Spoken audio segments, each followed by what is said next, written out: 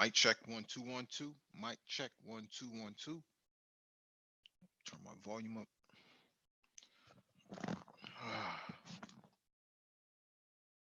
See if anyone in the chat can hear me. If you can hear me, just push 1.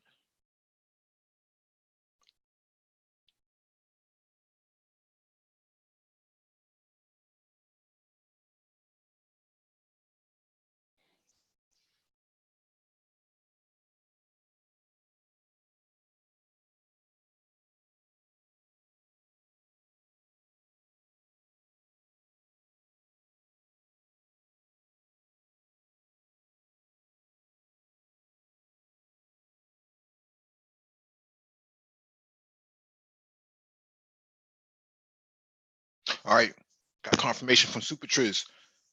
Thanks for the confirmation. Welcome to welcome to the Black Brain Trust. This is episode 360, Black Car Talk. Please hit the like button as you come in, share the video if possible, and make sure you hit that notification bell so you get all the updates from the Black Brain Trust, including those posted on the community tab.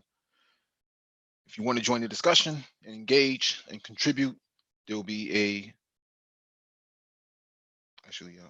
link in the chat for you all to click on so you can go into the waiting room. When you get into the waiting room, make sure you raise your hand. One of us can advance you to the panel. If you don't raise your hand, you're going to be sitting there for a long time. All right, let me just get this link.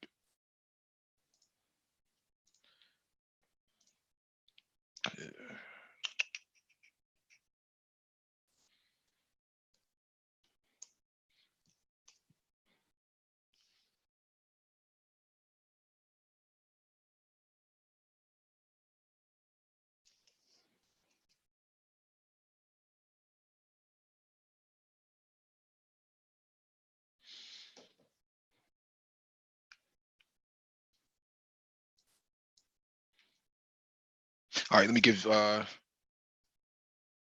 guys a few minutes to come on to the panel.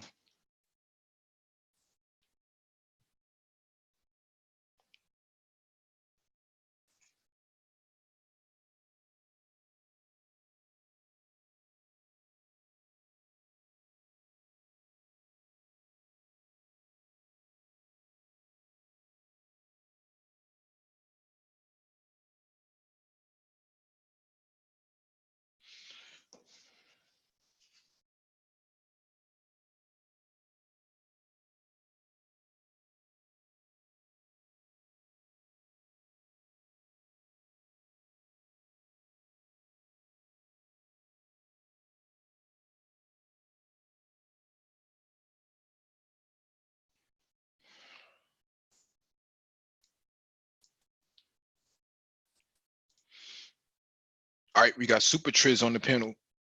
What's going on, bro?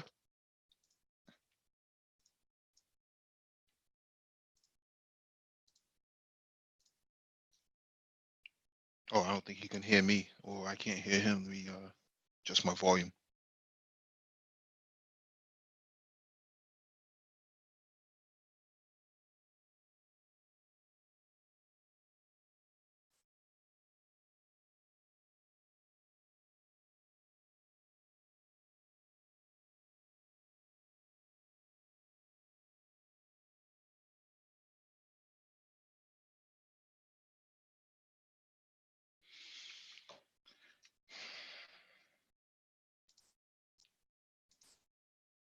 Super Triz, can you hear me?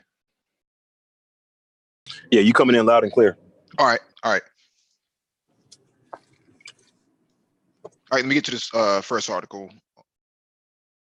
First item on the docket is from greencarreports.com. Group pushes House to pass EV tax credit reform. Let me expand this out. A coalition of 166 representatives sent a letter to the U.S. House leadership Wednesday to show support for reforming clean energy tax. Key element of the plan is an expansion of the federal EV tax credit. Proponents of reform are calling for an increase in the existing cap of 200,000 eligible sales per manufacturer to 600,000 with a maximum credit of 7,000 for sales beyond the initial 200,000. The bill would also reinstate the federal tax credit for fuel cell vehicles, which expired in 2017. Under the new proposal, it would be extended through 2028.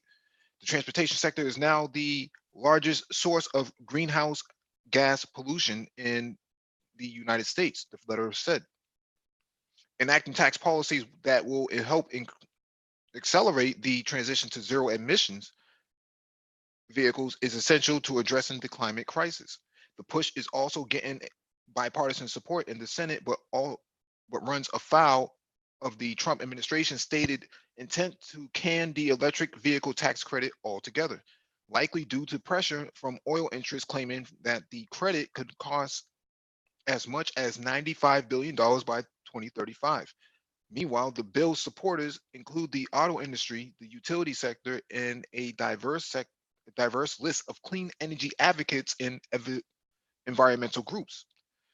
Automakers currently feeling the heat from expired subsidies include premium EV juggernaut Tesla and General Motors. Tesla has sold so many vehicles that its individual subsidy is now just $1,875. As of May 2019, Nissan had exhausted more than 50% of its allotment, with Ford trailing only slightly behind. The end of full credits for Tesla buyers caused a small run on the EV automakers inventory late in 2018, resulting in then record high Q4 delivery figures in the United States. Unfortunately for Tesla, many of those purchases cannibalized volume that otherwise would have been fulfilled early in 2019, raising alarms just as Tesla started to deliver larger numbers of cars overseas. So it's interesting that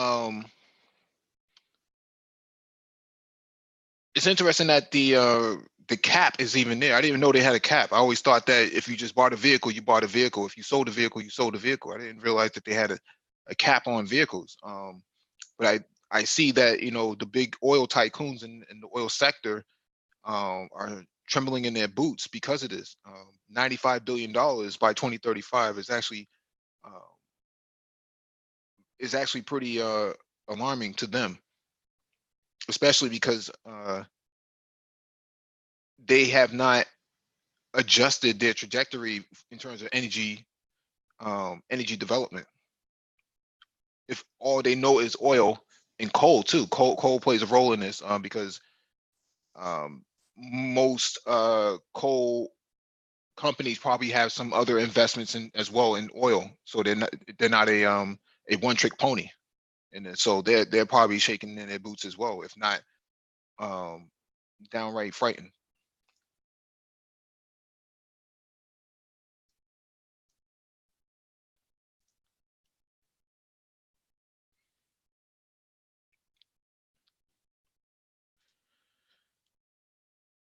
All right, let me get to the next article.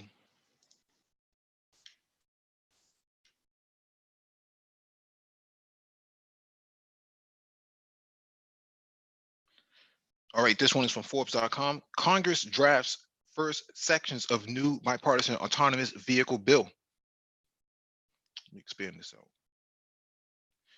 In the nation's capital, it is a rare sight for all the players in an industry, large and small, to come together and ask for new regulations. The relationship between regulator and regulated can sometimes be adversarial at worst, tense at best. But in the case of automated vehicles, a technology whose driving philosophy is reducing roadway deaths and injuries, it has become a shared priority to create a federal regulatory framework to assure safety. But building a regulatory framework for a nascent technology is challenging work. It requires a certain degree of flexibility, gathering a lot of input and no small amount of elbow grease. Since the beginning of this year, congressional committees have been engaged in a bipartisan and bicameral initiative to develop AV legislation that will create a path to deployment to ensure companies continue to develop this life-saving and life-changing technology here in the U.S. A federal framework is indeed is needed to ensure the safety and mobility benefits AVs promise to deliver happen here at home rather than abroad. In pursuit of such a bill, staffers of the House Energy and Commerce Committee and Senate Commerce, Science, and Transportation Committee requested input from stakeholders on what the bill should address this August. The response from the industry, nonprofits, and disability advocates was significant. They reportedly received letters from well over 100 organizations.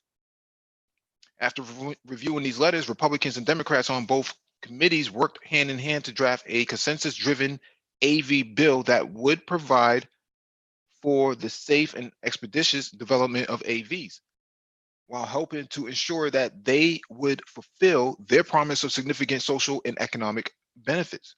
On Monday, House and Senate committee staff circulated draft legislative text for three sections of the bill that addressed federal advisory committees, AV testing expansions, and exemptions to allow for vehicles with novel designs. In an email to stakeholders, staff emphasized that this is just the first tranche of text, indicating more sections are soon to follow. As Congress moves forward on drafting this legislation, it is useful to understand the history of the last AV bills and the importance of federal AV legislation writ large. In the previous Congress, a wide range of policymakers and organizations rallied behind two bipartisan bills, self-drive in the House, HR 3388, and AV Start in the Senate, S 1886. These historic comprehensive bills would have established a unified federal framework for AV safety and set timelines for the National Highway Traffic Safety Administration to publish safety standards for AVs, neither of which exists today. We might live in divided times, but the promise of AVs breeds remarkable unity. The House passed their bill, HR 3388, the Self-Drive Act, unanimously through subcommittee and committee, and then passed by a voice vote on the House floor with no recorded votes against it. Months later, the Senate Commerce Committee moved their bill 1885, the AV Start Act, through committee in November 2017, also with unanimous support. The expectation was that the Senate would bring AV Start to the floor, which would then allow the House and Senate to reconcile the differences between their two bills and pass it before the end of December 2018. Unfortunately, AV Start became embroiled in proxy battles and misconceptions that prevented it from reaching the Senate floor, leading to the failure of both bills to be enacted before the end of the 115th Congress. As a result, the US was left without a comprehensive federal policy frameworks for AVs, which only exacerbated regulatory uncertainty in the AV industry and further delayed the creation of a regulatory framework for AVs. The hope is that this new initiative will garner even wider support in Congress and among stakeholders, leading to the passage of an historic bill that will help to fulfill the promise of AVs to deliver safe, accessible, and more efficient transportation. I think that the wrong people are actually making these decisions. And that's why the bills are failing. They probably have a whole lot of fluff in it and it doesn't even make any sense. Um, okay, so your most basic one is who's going to be liable in case it kills somebody. I totally agree, especially when you consider the applications for the commercial industry. I think they will be the strongest proponents because they will be looking at ways they can actually maximize profits um, by not having drivers that they have to insure. And, in some cases, they may have to provide benefits for, potential for workman's comp, driver error, Mhm. and decrease productivity because a human driver has to sleep at some point. With the autonomous vehicles, one thing that has to be considered in a commercial application is how they interface with law enforcement. So there are things that they have to do as far as weigh stations, and sometimes there's, they can get pulled over even if they're not necessarily doing anything wrong. The police may just feel to the need to pull them over to see, if everything is in order. When there's no driver, who is the law enforcement supposed to interface with? You see what I'm saying? So there's various issues to consider. And say, for instance, they say that vehicle needs to be sidelined for whatever reason. Now there has to be arrangements made to actually procure that vehicle when the actual owner slash operator may be across the country. So there are just various intricacies that have to be considered when you think about autonomous vehicles. And then we have to ask ourselves, when we see a particular agenda being promoted, we have to ask why and who stands to benefit from it. Because we may look at what are some of the positive things, how can we benefit as a society from autonomous vehicles, but there may be some individuals behind these legislative actions with more nefarious intentions. As we can, look throughout history, how in America we've transitioned from what things that we kind of taken for granted, like say, for instance, home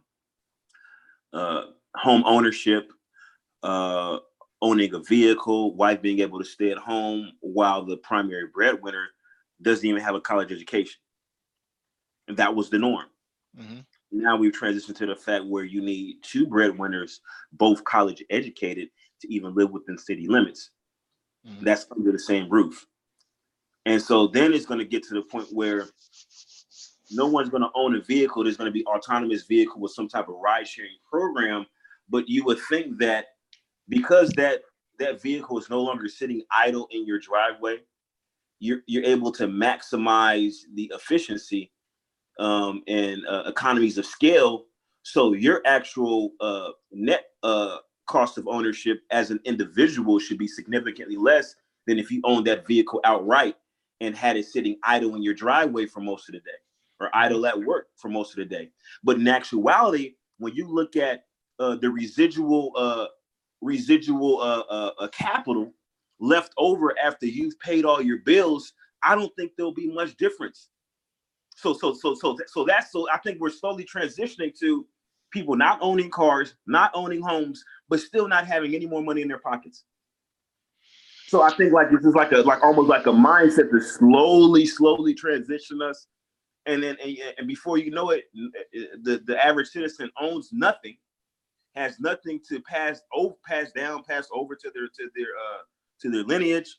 And that's when I asked about, what are some of the more nefarious intentions? It's like a gradual change in culture, in particular America. I mean, I'm sure there's semblances of that in Europe, where you see home ownership. I think, but less than 20-30% of the population actually owns property. Most of the people actually rent. But we're seeing that transition here in America, and that extends to actual vehicles as well. You're not going to own anything. You're just going to rent, and then when you die, you have nothing to pass on, and it's like you start all over from square one for your children. Welcome to communism 101. Yeah, it's scary. Yeah. Real quick, I'm gonna step away for 15 minutes, but I'm gonna be listening in. Yeah, it's a shared economy. The World Economic Forum has discussed this. That you're going to have more shared assets in terms of productivity in society. That's the only way it's going to survive. It can't. Capitalism has run its course, or at least Western capitalism has run its course. It's out of control for what it is right now, and that's why you see a lot of these mega corporations not paying any taxes, because they don't have to. I mean, they set up the laws and whatnot in a way that they're winning no matter what. And that has introduced a lot of scalability issues, where the idea of owning things almost becomes impossible because there's not enough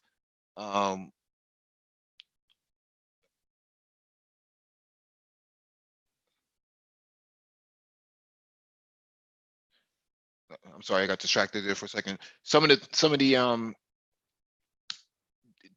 capitalist drivers, which is labor, is almost going away because of automation. So therefore, what would you possibly need?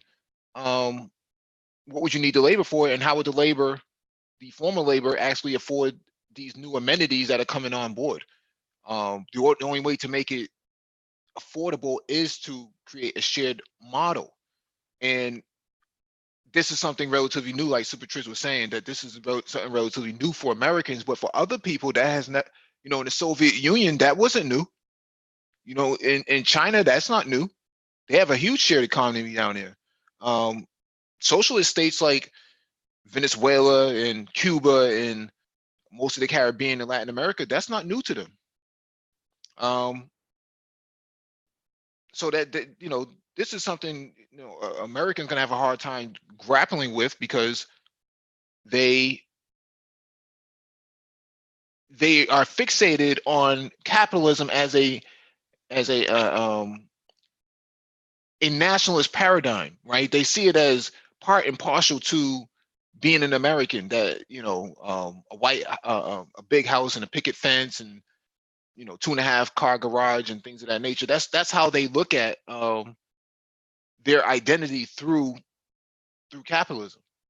And unfortunately, that system has run its course, for the most part, at least in this country, has run its course, because there's no checks and balances at the top. All the checks and balances only seems to happen at the bottom. You know, this is the only country where you can go to jail for not paying child support, but, you know, you don't pay your taxes at the top, nothing happens to you. Well, very rarely does anything happen to you.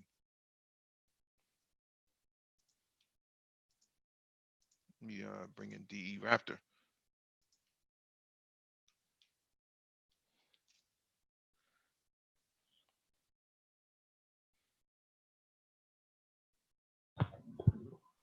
Mr. DE Raptor, shalom to you. Shalom, Mike. How you doing? Shalom to the chat. What you're discussing is what I normally call corporate governance. The world is coming to a place where corporations are the government. The corporation tells the government what to do, and the government, what we see as the government, just acts on what the corporate does. This is corporate capitalism. This is not like the capitalism that everybody thinks about, where every person does what is best in his best interest and gains from it.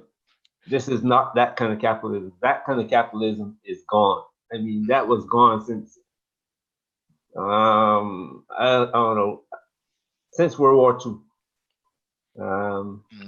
When after World War II, I think that the World War II was the nail in the coffin for that, from what I saw, from what I'm reading. Maybe people will see it other way, but that's the way I see it. And then in 1971, when Richard Nixon took us off of gold standard, that was the beginning of this corporate capitalism or corporate governance. So whatever you do, no matter what you do, you will never have enough money. Only the rich, only the super rich are going to have enough money to own what they want. The 80% who are poor will never again own what they want. Everything is going to be a commodity. I don't know if you saw Repo Man, where if you had enough money, you can rent a heart, rent a liver, rent a kidney. I don't know if they'll allow that type of stuff to go on. I think maybe if it's 3D printed, right? If you can come up with a 3D printed sort of organ, yeah. But in terms of like sharing organs and stuff like that, I don't know, man. There seems to be a lot of pushback even in China for something like that. Well, look, every generation is like, our generation had my father's generation had a rotary phone, and then I came along and we had the push button phone, and then my children's generation had a cell phone, and now this generation has a smartphone. Each generation gets entrapped in something new that they're bringing online. Right now, they're bringing, you're discussing here, and I mean, our brother Super Trick mate just laid it down clearly. I mean, you even though you're going to be renting that vehicle, Mhm. the money that you would have spent buying a vehicle, you're still not going to have it because they're going to find a way to take it when you rent that vehicle. And that's what corporate capitalism does. They sit down. If you look at everything that we have today, you can see that somebody somewhere is counting how many apples are sold, how many tires are sold, how long will that tire last, and so you're forced to buy a tire. If you don't, even if you don't buy your car, drive your car, the tire is going to sit and crack and rot because it's made that way. You have to spend all your money. They will take it from you one way or the other. That's what corporate capitalism does. So let me explain this shared economic model to you. Let's say you have an apartment building with a set of residents in it, and some of the stuff I've seen here in Boston. What happens here is that management, the landlord of that building, may have 2 or 3 vehicles available, and part of your rent includes a time shared allotment for those vehicles. So you're allowed to use those vehicles for maybe 4.5 to 5 hours, and then you have to bring it back at a certain time. But it belongs to everyone in the building, right? So that's the shared economic model, that everyone has equal ownership to and access to assets that are necessary for productivity and survival. Um, and you're starting to see more of this. So now you won't need to buy a house anymore. You just have to share your property with other people. You're seeing this with Airbnb. Airbnb has kind of moved into that area a little bit. Not so much as a lot, but just a little bit. I know in Africa, one of the countries, I forget which one it was. I was watching the documentary a couple months ago. They have these shared toilets outside. This like maybe 10 to 15 toilets in this sort of alcove that everybody can use, but it's also paid for, right, by the community itself. So these outhouses that they have set up, that's the sort of model that the World Economic Forum sees society moving into, because people, just not enough resources to go around for everyone. Well, that's what they're telling you. You understand? Because that's the corporate plan. That what you're describing there about the lavatory is all over Lagos. You got what they call you a man might build I don't know if you remember the old hotels where you had just one floor and it spread out into what you can call a compound. All over Africa, they build compounds. They have these units that you might have 10 houses built with a wall around it, and then you have 2 or 3 lavatories, 2 or 3 kitchens, and everybody use these things that live in that compound. And what you describing there, I seen it in every country in West Africa that I've been to. In Ghana, they're moving more towards away from that. People are building their own houses now. But that's from what I see is the odd man out. But most of the poor people have these kind of houses, what they call a compound. And it used to be that the family would live in a compound, and the most wealthy person would build a compound for the whole family. But now it's like not just the family are living in this compound, you have other people coming in and renting these compounds also. In the case of what's happening with the cars and renting apartments, the rent is going to be, since you don't have to buy a car, if you pay $1,100 a month for a house and you pay $500 for a car, since you don't have to buy a car now, your rent for living there is going to be $1,600. Let me share my screen real quick with you so you get an understanding of what I'm referring to. This is the Ujima project. This is exactly what they're talking about doing. So everything that I'm referring to is really based on this model, and it's been going on for a few years now. I worked with them last year on several projects like restaurants and stuff like that. So they're working on this sort of shared economic model that has been proven to work in other places. Let me just read this caption real quick. We believe that change won't happen if we continue to work in silos. The challenges facing our communities, gentrification, poverty, homelessness, lack of food access, unemployment, and lack of healthcare are all interconnected. We need a solution that is equally complex. Explore our ecosystem of innovative strategies for transformation. So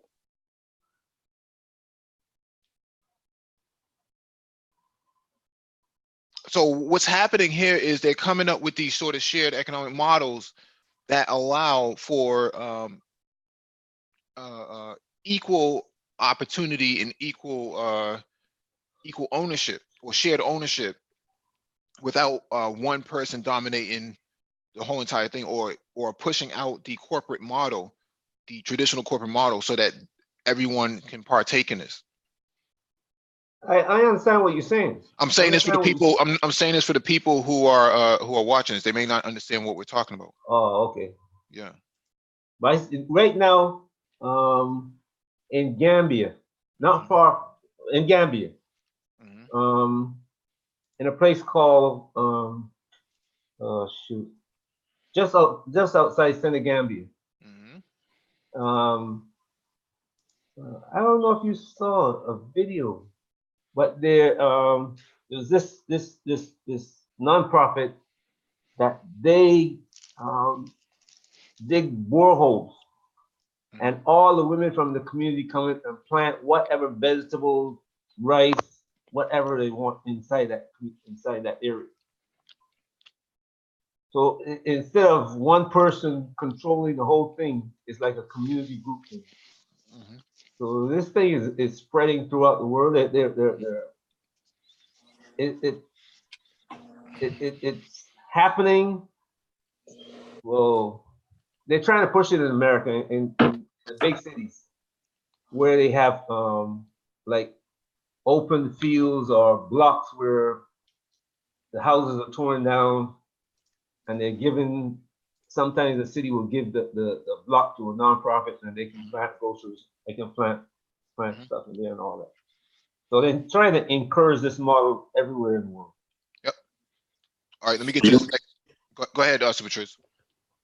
I was just gonna say really quickly, like here in Seattle, you know, in reference to that particular model, they have what's called apartments, which is almost like dormitory style living, where you have like a small, individual unit, maybe 150 square feet. They call it a hostel. Yeah, but this is like actual, like you rent, like it's like long-term living. Yep. Where you just have like a small 150 square foot area where you have enough for a bed, maybe a small bathroom, and you have a shared kitchen. And that's the apartment style. And then in New York, they have the co-ops, where you don't even actually own your condo. You basically own a fractional share.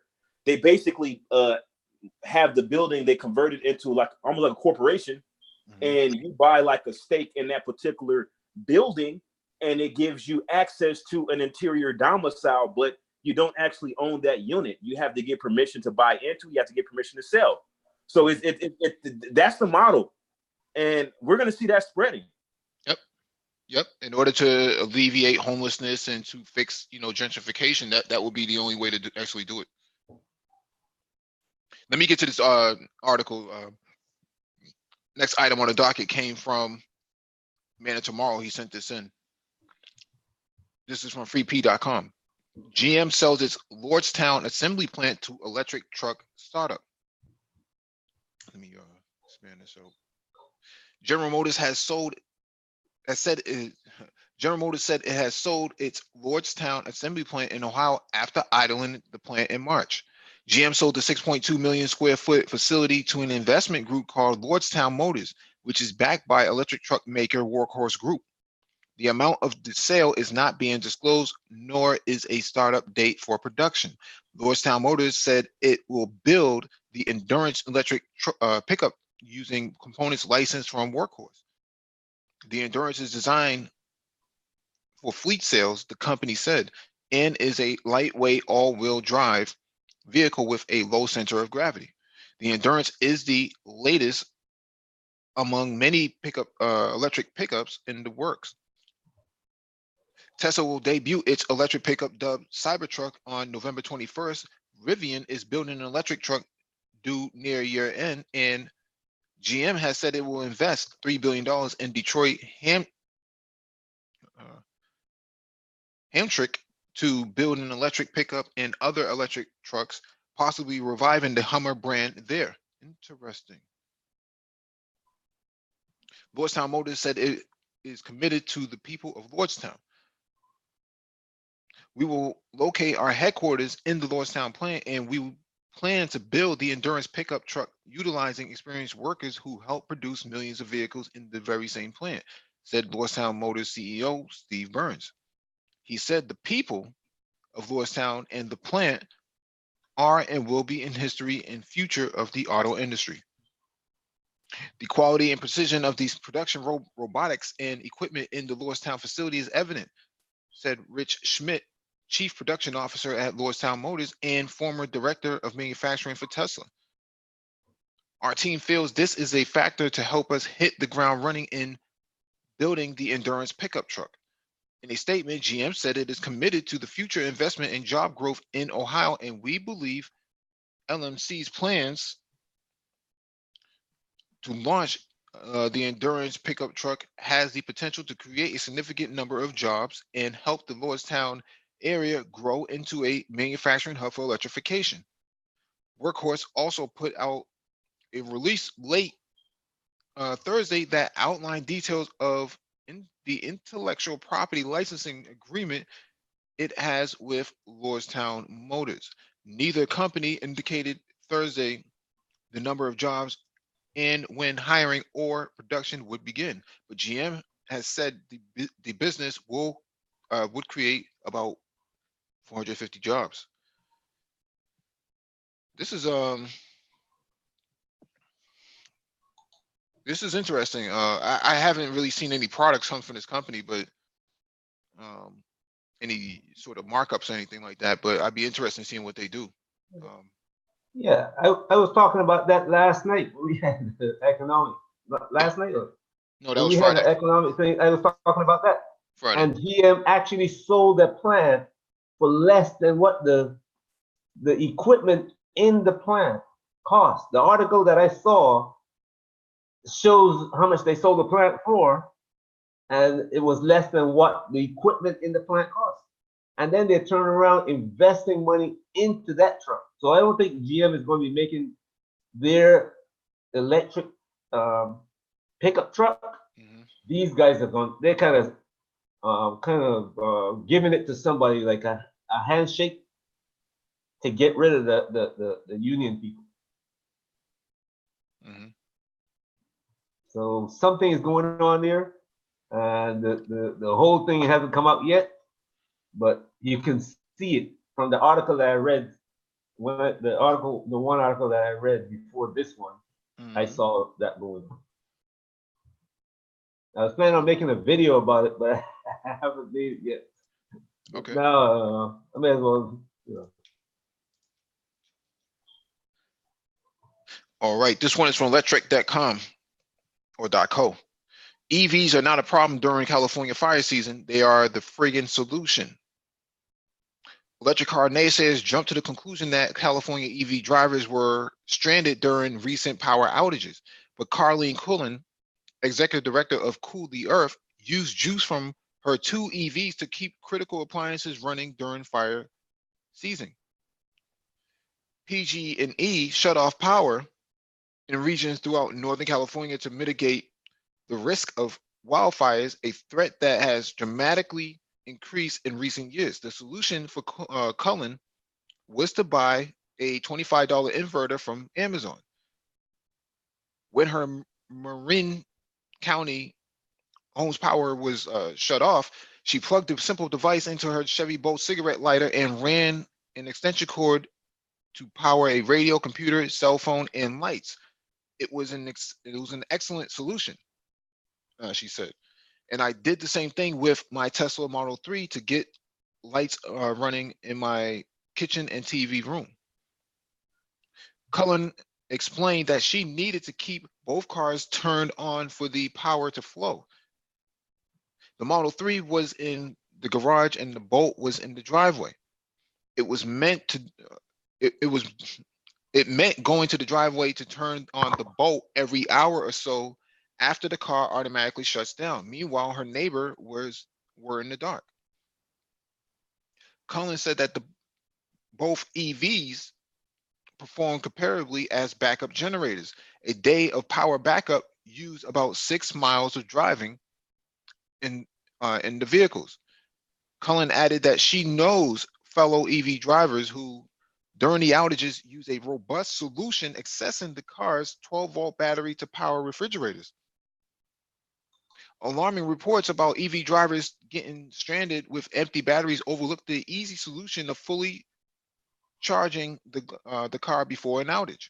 I recommend that everybody plug in every night during fire season, said Cullen. Just always keep the car full. It's so easy. In 2018, Tesla gave notice to California owners that supercharging was free if they needed to escape the California wildfires. Cullen reminds people that gas pumps commonly do not work when electricity is out. We saw clearly from Hurricane Harvey in 2017 that electric cars are more resilient to natural disasters than gas-powered vehicles. But she made a more significant point about the connection between severe weather events like California wildfires and reducing vehicle emissions. See, my thing here is this. If you own 2 electric vehicles, you probably should have some solar panels on your fucking roof. Well, where's the resiliency in your living situation? That's cool that you have an electric vehicle, but why don't you have solar panels on your roof? Also, let's talk about Marin County. Marin County is up there in Northern California. I'm from California, but Marin County is in Northern California, up there in the San Francisco, up in the Bay Area, what AKA the Yay area. But anyways, the actual demographics there, you're talking about mostly Caucasians and Asians, right? Mm-hmm. So my question is like, okay, so you said, or she said that she had power while her neighbors were in the dark. Where's her sense of community? Mm-hmm. Right? Yeah, this is actually a good opportunity to create a microgrid with EV cars, right? If you have a neighborhood of EV cars and something like that does happen, how do you plug all those vehicles into a sort of central location on wheels, kind of like one of those portable UPSs, generators that you see from like Caterpillar or John Deere or what's the other brand? I know Honda makes one too, but I can't remember the other brand right now. It's gonna bug me if I don't find it. Caterpillar? No, I said Caterpillar. Let me see.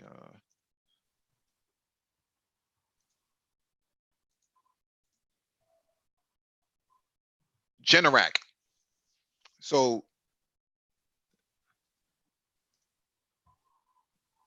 yeah, let me share my screen because so people understand what I'm referring to.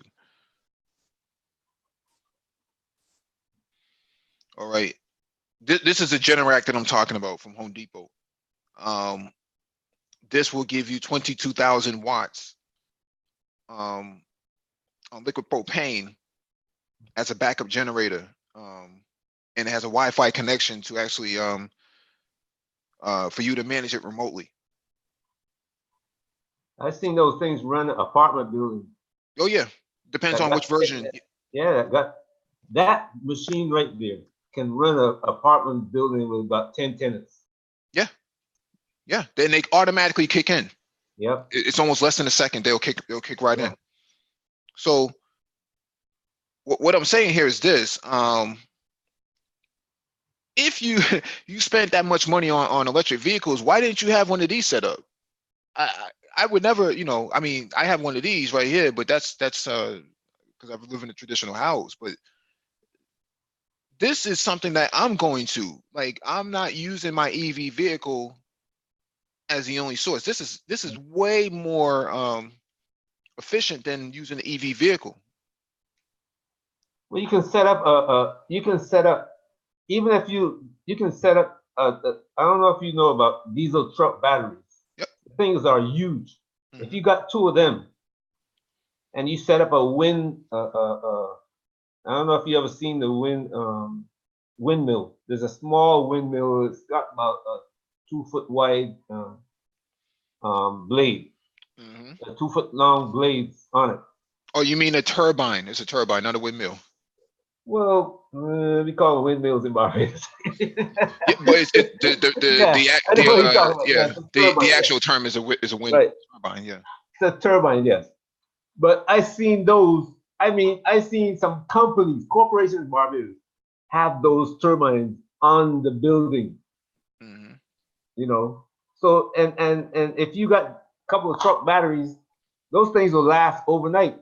And Mhm. if your batteries run down, then your generator will kick in and run the house. Yeah. Let me see if I can So find the. these people are not thinking really, not putting their brain to work. And they just Mhm. say, well, you know what, I can do this, but look at my neighbor. You know what I'm saying? Instead of doing the real thing, join together with the neighbor, install a generator, Mhm. and then when the power goes off, you and about 5 or 6 other neighbors can power your house. Mhm. Well, you also have to look at how frequently you're actually in a situation where you need generator power. Like, I don't know specifically. Like I said, I'm from Southern California, so I never actually lived in Northern California. I just know where that's at. I'm not sure how frequently they need generator power. I know, like in Houston, like say for instance, if you live in Houston, this is a no-brainer. Like with the hurricanes, you definitely need something like this in your house. And at $5,000, Mhm. approximately for the cost, like Mhm. and then like maybe like the installation is probably about another $1,000. Have it professionally installed. You're talking about $6,000 for peace of mind. And It's an insurance. excuse me. It's an insurance. Yeah, yeah, and I'm sure it's tax deductible. It is.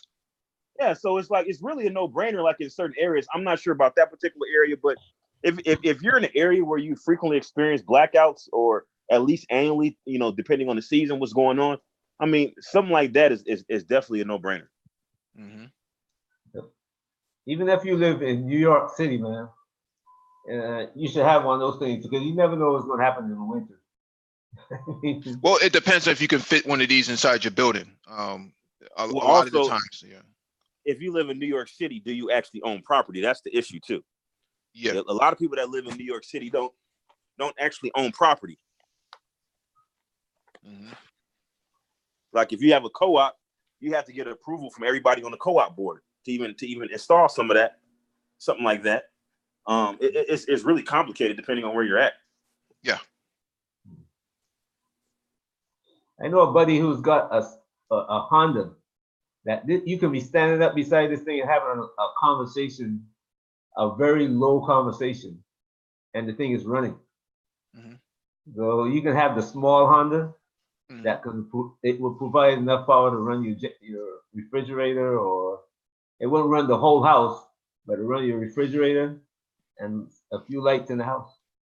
I'm looking at the specs right now, and it says that the Generac that we were looking at would run um at least 30 days on 1,000 on a single run of propane.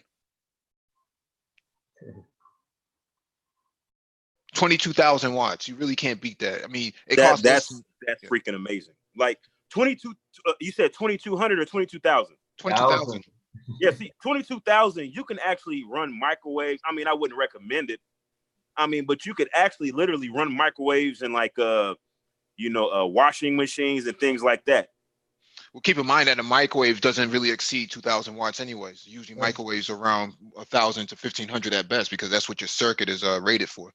Well, I mean, like but the microwaves, I mean, that adds up when you consistently use microwaves. Yep. Like it really will draw on your power, Mhm. you know, and washing machines and things like that. You know, those are big power draws. And, generally, like when you have like, because I've been in Houston where we had like issues with power. Mhm. And like when you're on generator power, you try to avoid using stuff that really draws on the generator. Yeah. Go ahead, the average house, you can run the average house on a 5,000 watt generator. Mhm. Everything in the house running at the same time. Mhm. The biggest problem that you have is the refrigerator kicking in and out. Mhm. And after the refrigerator kicks on, your generator, you will see the generator will increase the output automatically. And then when the refrigerator, after about 30 seconds after the refrigerator starts up, it comes back down to half speed. Mhm. Yeah.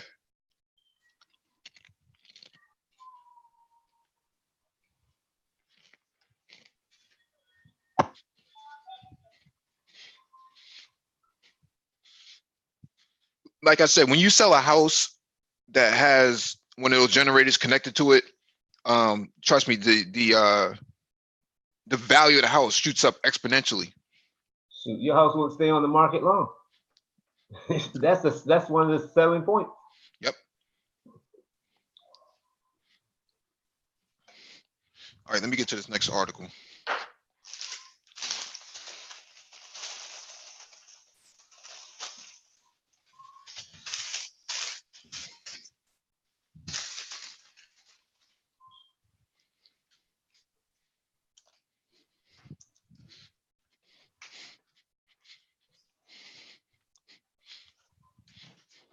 All right, this next one is from electric.co. Vogue debuts ER10 electric motorcycle. Is this the ultimate 250cc replacer? This would be interesting. Despite the plethora of gas-powered motorcycles at Vogue's booth at EIMCA 2019, their new electric motorcycle received the most attention with a center stage reveal as the curtain was pulled away from the shiny new Vogue ER10 electric motorcycle at the Milan Motorcycle Show. Could another curtain be beginning to drop on 250cc level gas motorcycles? The Vogue ER10 may have gotten its big debut ceremony this week at EICMA 2019, but the bike isn't completely new to us. It's based on the Sun-Ron White Ghost, an electric motorcycle concept first floated nearly 2 years ago and then seemingly shelved. But it wasn't shelved for good. Apparently, Vogue purchased the design and rights from the Sun-Ron and ran with it, ultimately unveiling it as the Vogue ER10. I wish they would just show a complete picture of it. Like,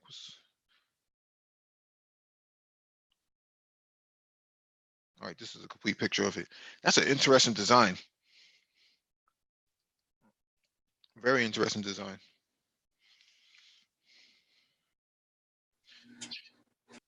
The Vogue at 100 kilometers, 62 miles an hour, the Vogue ER10 could very well be the best bang for your buck suburban electric motorcycle we've seen.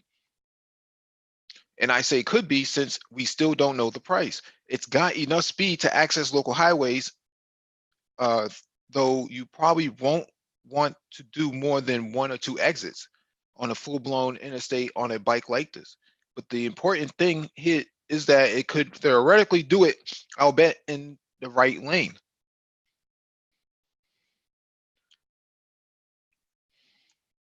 It's got enough speed to access local highways, though you probably won't want to do more than 1 or 2 exits on a full-blown whatever. Anyways, I got kind of distracted there for a second. Let me just look at these pictures. It's a pretty nifty little bike, man. What's the top speed on that bike? 75 miles an hour, I think. Okay, now let me just give you my perspective. I have a motorcycle license. I've owned 3 motorcycles. Last motorcycle I owned was a Hayabusa. First and foremost, right? One of the things that I enjoy, and I would say most motorcyclists enjoy about having a motorcycle, is that motorcycles, for the most part, are manual transmissions, with a few exceptions. There's a couple of I think Honda makes an automatic bike, and I can't remember. There's another manufacturer, I believe, that makes an automatic bike. But for the most part, motorcycles are manual transmissions. You shift with your foot, you clutch with your hand. A lot of enjoyment in riding a motorcycle is your direct connection to it. It's very, very analog. When you incorporate, electrification to a motorcycle, it becomes more like a scooter than anything. A scooter has, is single speed. There's no conventional transmission with a scooter. So, it's kind of like a similar concept to a scooter. So it kind of detracts from that feel. And then the fact that you have a motorcycle that only does 75 miles an hour. Are you kidding me? Like, allegedly,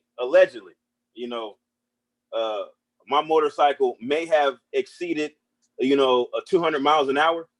Not on a 250cc, Trish. You know that. Well, obviously, I had a 1300cc Hayabusa, yeah. But I'm saying, even when I had an R6, right?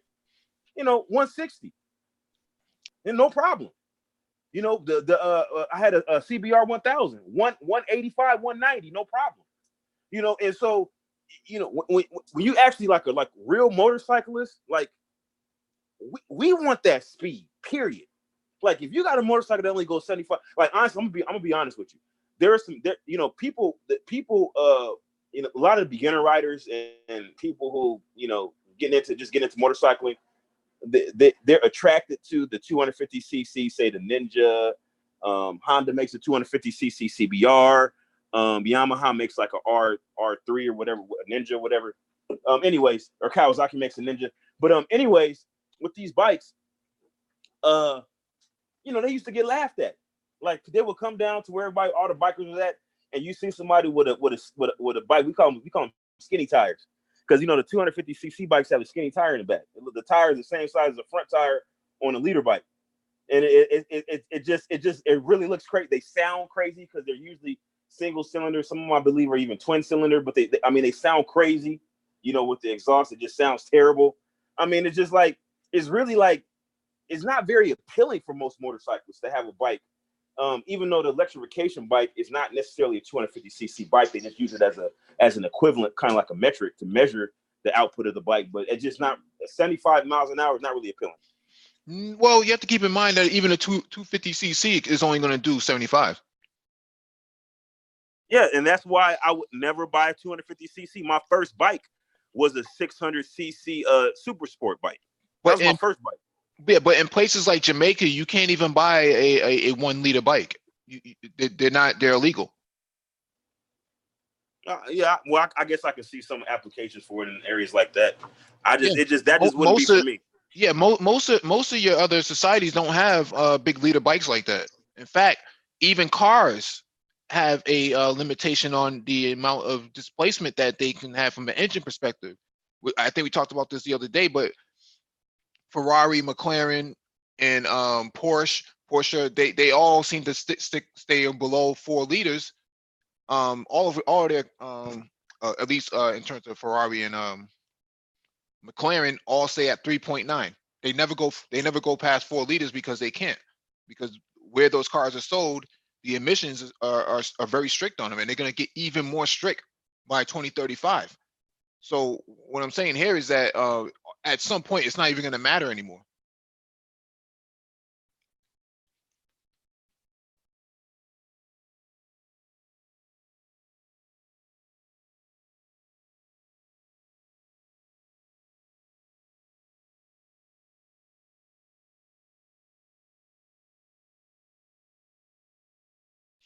Plus, you can't get a tax credit on a regular petrol-based bike, right? On an electric bike, you do get a tax credit. I think it's like $1,800. I mean, I definitely could see some applications for it in certain areas, but from my perspective, I just the whole point of having a bike is, number one, going fast. Number two, like the acceleration of performance, top speed, and then the analog experience. That's like one of the last bastions of where you can, most of the high end or all of the high end bikes. Like you talk about, like the Panengale, the S1000, BMW bikes, the HP4 equivalent, Aprilia. All those high end bikes are all manual transmission. Whereas like you look at the four wheel counterparts, everybody's going to Tiptronic, a dual clutch. So I think some even there may be a couple with triple clutch. I mean, they're all digital, drive by wire, throttle by wire. Well, even some of the sport bikes are going to throttle by wire, but I mean, it's just, at least there's some semblance of analog experience with the bikes, but you can't have that with an electric bike.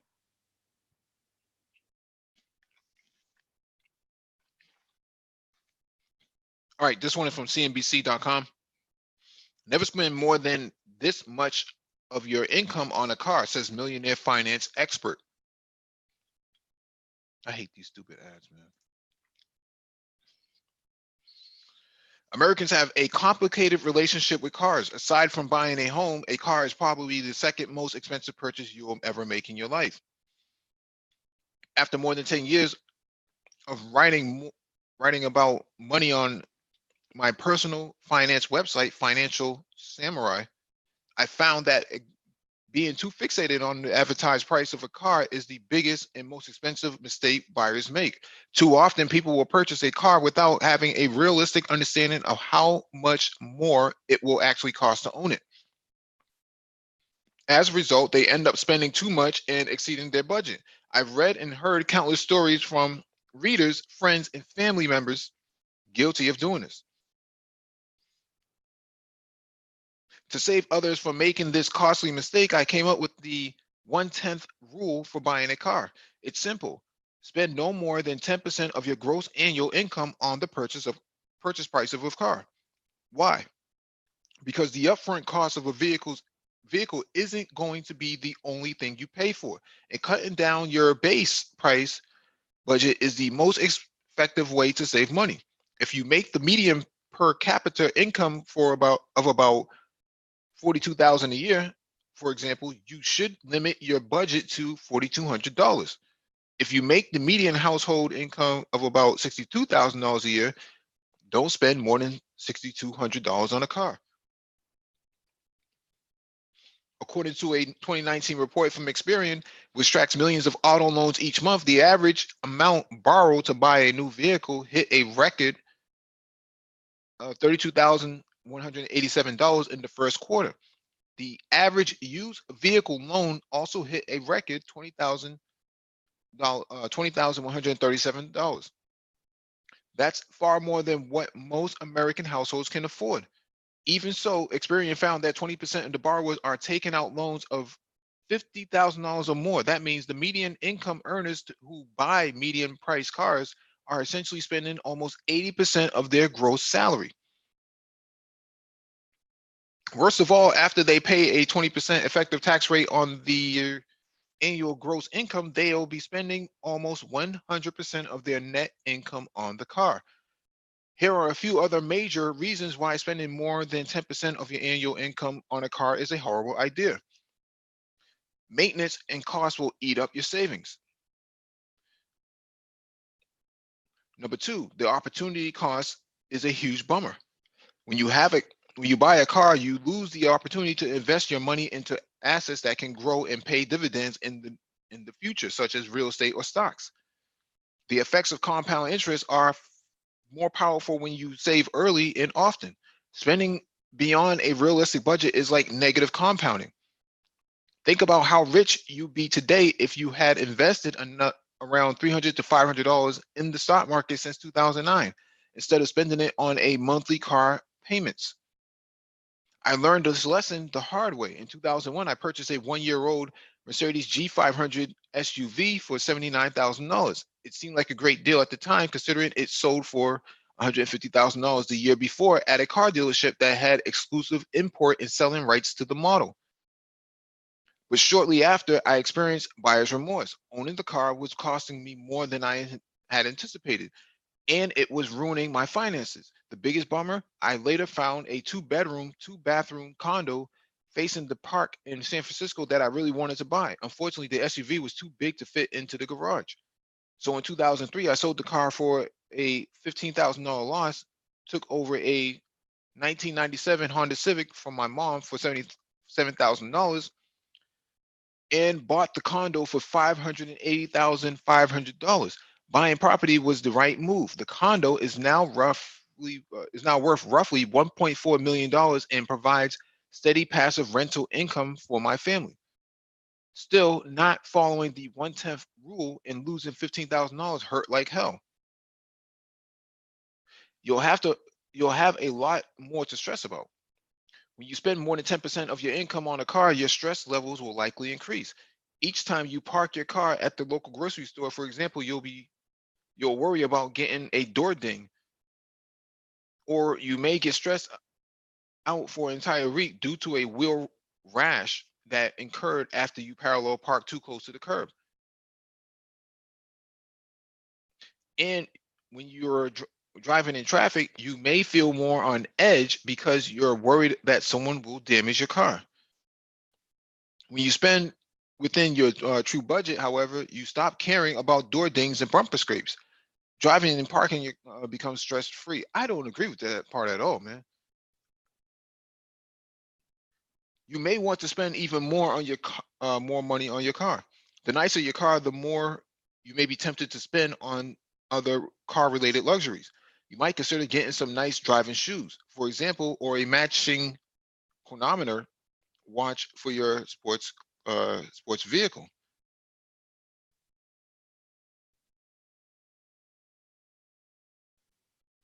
You may have a hard time shaking off the guilt. Deep down, you know that if you are not able to pay cash for your car, then you really can't afford it at all. I don't agree with this.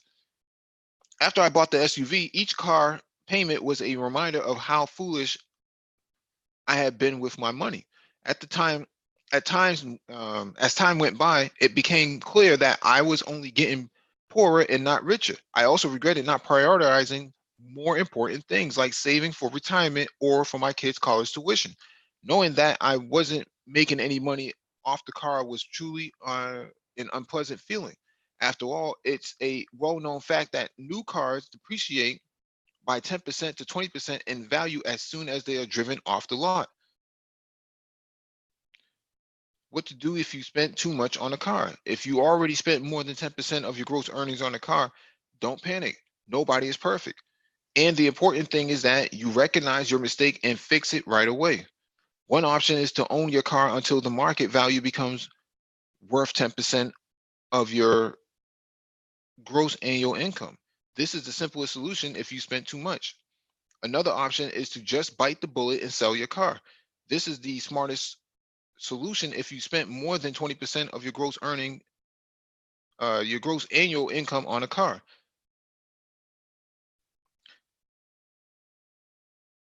Yeah, I don't agree with this.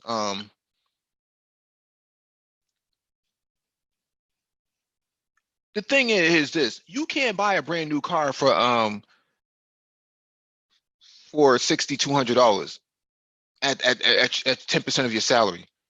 That's just not, it's not logical. You can't find a used car for that kind of money. Where are they selling these new cars at?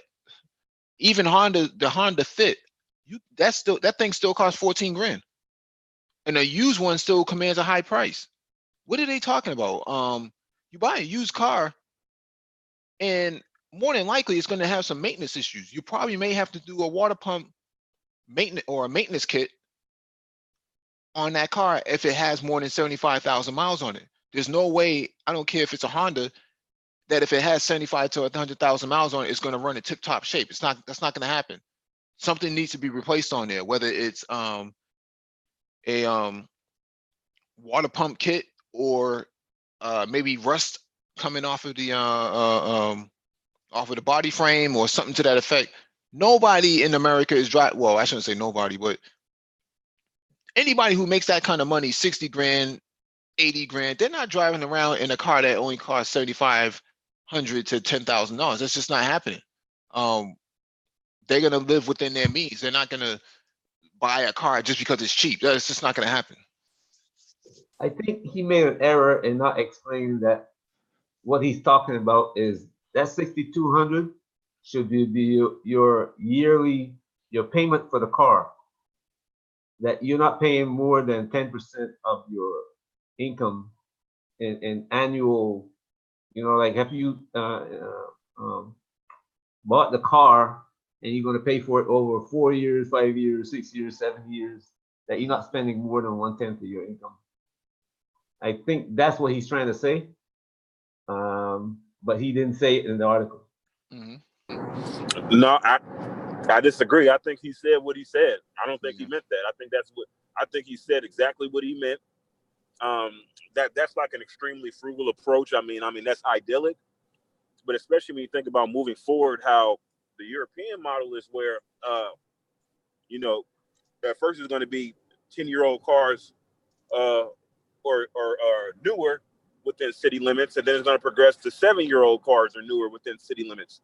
So then you start running into the issue, well, where can I find a used car for that particular price? When we look towards the future, and then then we have to question some of the longevity of, say, for some of the electrical vehicles, right? The actual functional capacity of the battery packs diminish. With each successive charge, it's a small amount, but incrementally over time, that car loses its ability to really be functional. Because if you have a car that initially had a 250-mile range, now by the time you buy it, it only has 125-mile range.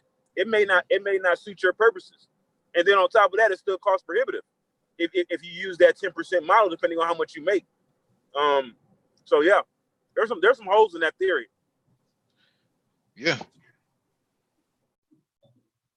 I mean, used cars on the market are very expensive now. I mean, it's not like, oh, you can go down to the to a used car dealership. If anything, they're going to try to rob you too. And if you buy a car for $6,200, that thing has a lot of mileage on it, and that thing is beat up. I mean, to a point where it's not even feasible to maintain it. I have a friend right now who has a 2013 or 2011 Ford Focus sedan. That thing has transmission issues already, and it's only 100,000 miles on it, and the transmission needs to be replaced. Ford doesn't want to cover it under warranty because it just went out of warranty, and she doesn't have enough money to spend on the transmission. So now she's SOL. But according to this guy, buying a cheap car like that makes sense.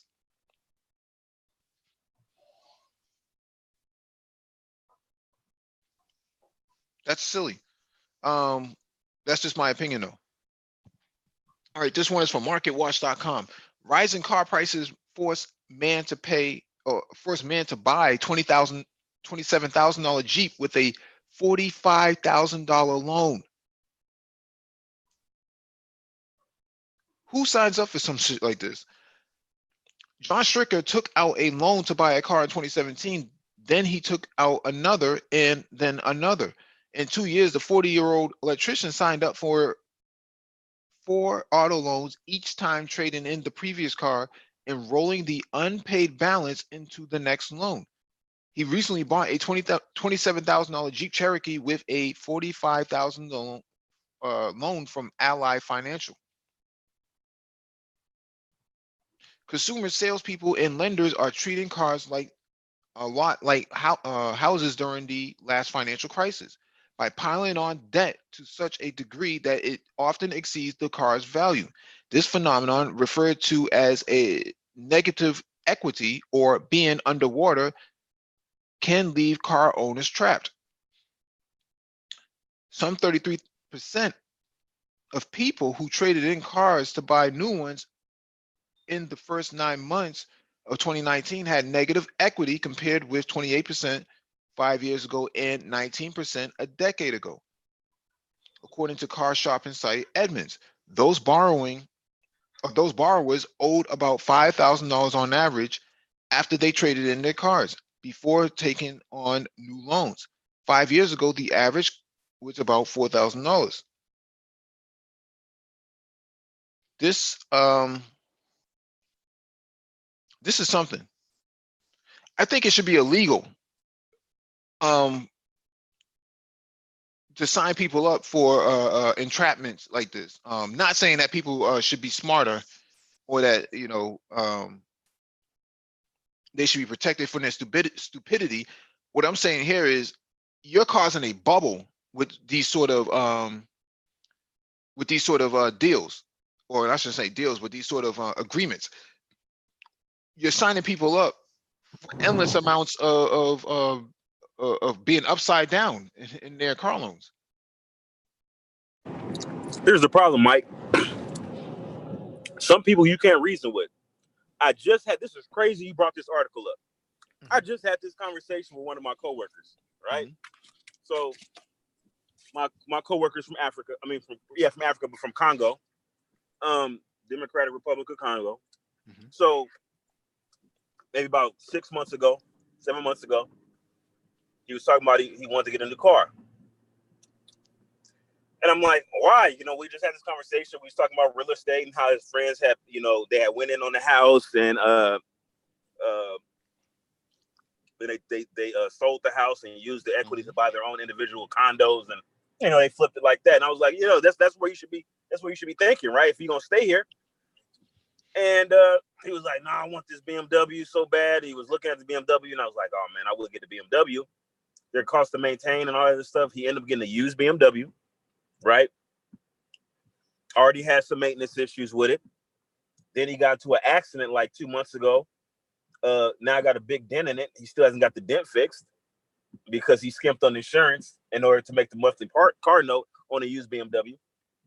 And so then this past week, I'm talking to him, and he's like, yeah, we're looking at real estate, and I was telling him something like some real estate, how he can get some cheap real estate out of state that actually cash flows.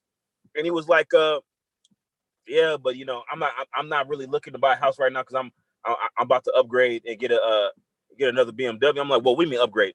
I'm gonna trade this one in. I'm like, well, you only had it for like a year. So if you had it for a year, you're still upside down in your payments. There's no way you're gonna have to. He's like, yeah, well, they'll just put the payment on top of my new one, and then I'll just have another. And I'm like, what sense does that make? And then I was explaining to him how an actual multifamily can cash flow and how you can tap into equity into a multifamily as opposed to a single family where your capital is tied up as equity. You can't access it until you sell the home. I was like, well, if you get like a multifamily, you can actually tap into the equity, and so you can get the multifamily first and then buy a car later if that's what you really want to do. But anyways, like I broke down the math, dollar for dollar, and he's, I sat there and explained it to him, but he's still dead set on buying a BMW because he wants that image.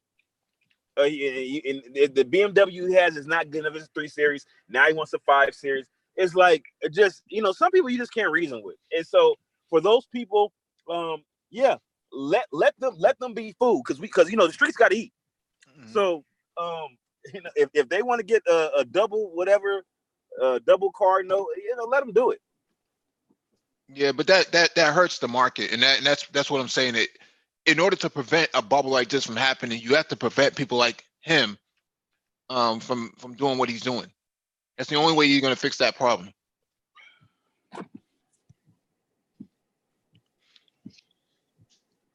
All right, this one is from Motor1.com. Porsche shows prototypes of the new 911 Turbo. Damn, that thing looks so fucking good, man.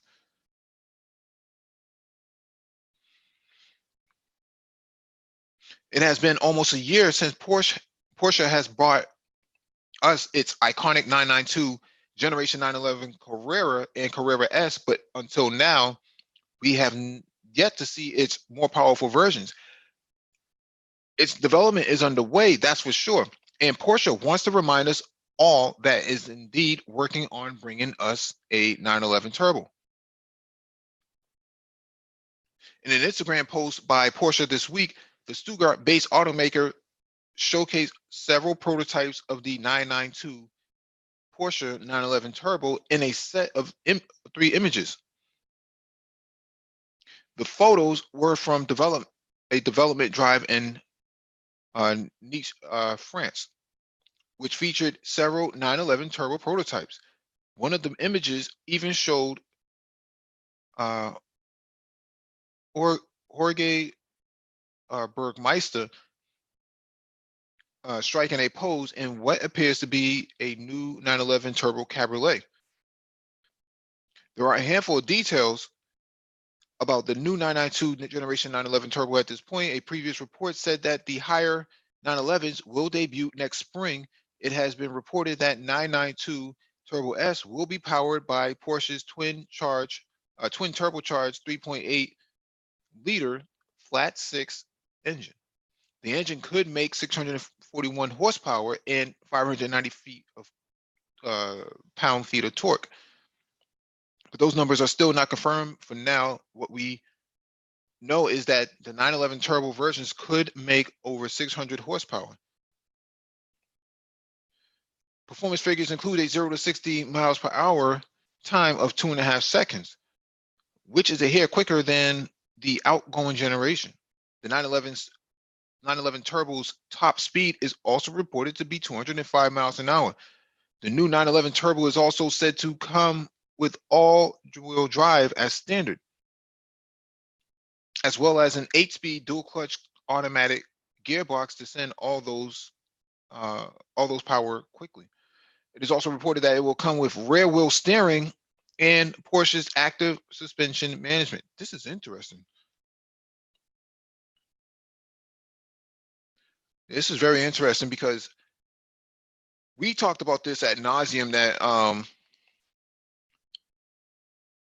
GM's Chevrolet Corvette C8 is going to be half the price and have equal amount, if not more, power.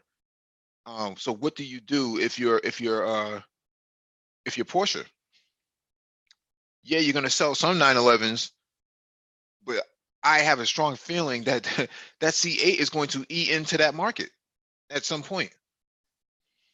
Well, here's the issue. Mm-hmm. Aston Martin is having trouble selling the Vantages. And the Vantage is arguably a much better looking car than the C8 Corvette. That Aston Martin Vantage is actually just phenomenal looking. But there's Porsche purists, and then you got to look at cost of ownership. So it's just more reliable than Aston Martin. So that may account for that difference. But as far as the difference between the Porsche and the Corvette, again, when we talk about the interiors of the Porsche, even though Corvette has come a long way, Corvette just the whole fit and finish of a Porsche is head and shoulders above a Corvette. Always has been, always will be. Yeah, but the potential buyer, right, a first-time Porsche buyer, would be caught in the buying, trying to buy when GM is going to be pushing these things out the door. Especially at the price that they're talking, 80 grand for a car that does the same thing as a 911. That's exactly what they're going to compare it to. One has 8 cylinders, one has 6.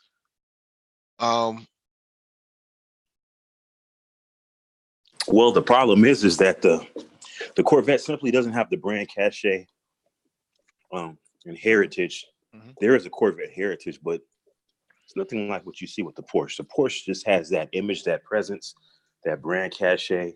Mm-hmm. I don't know. I mean, there may be a potential pilfering of potential buyers, but Mm-hmm. I think the Porsche will continue to sell. Just my opinion.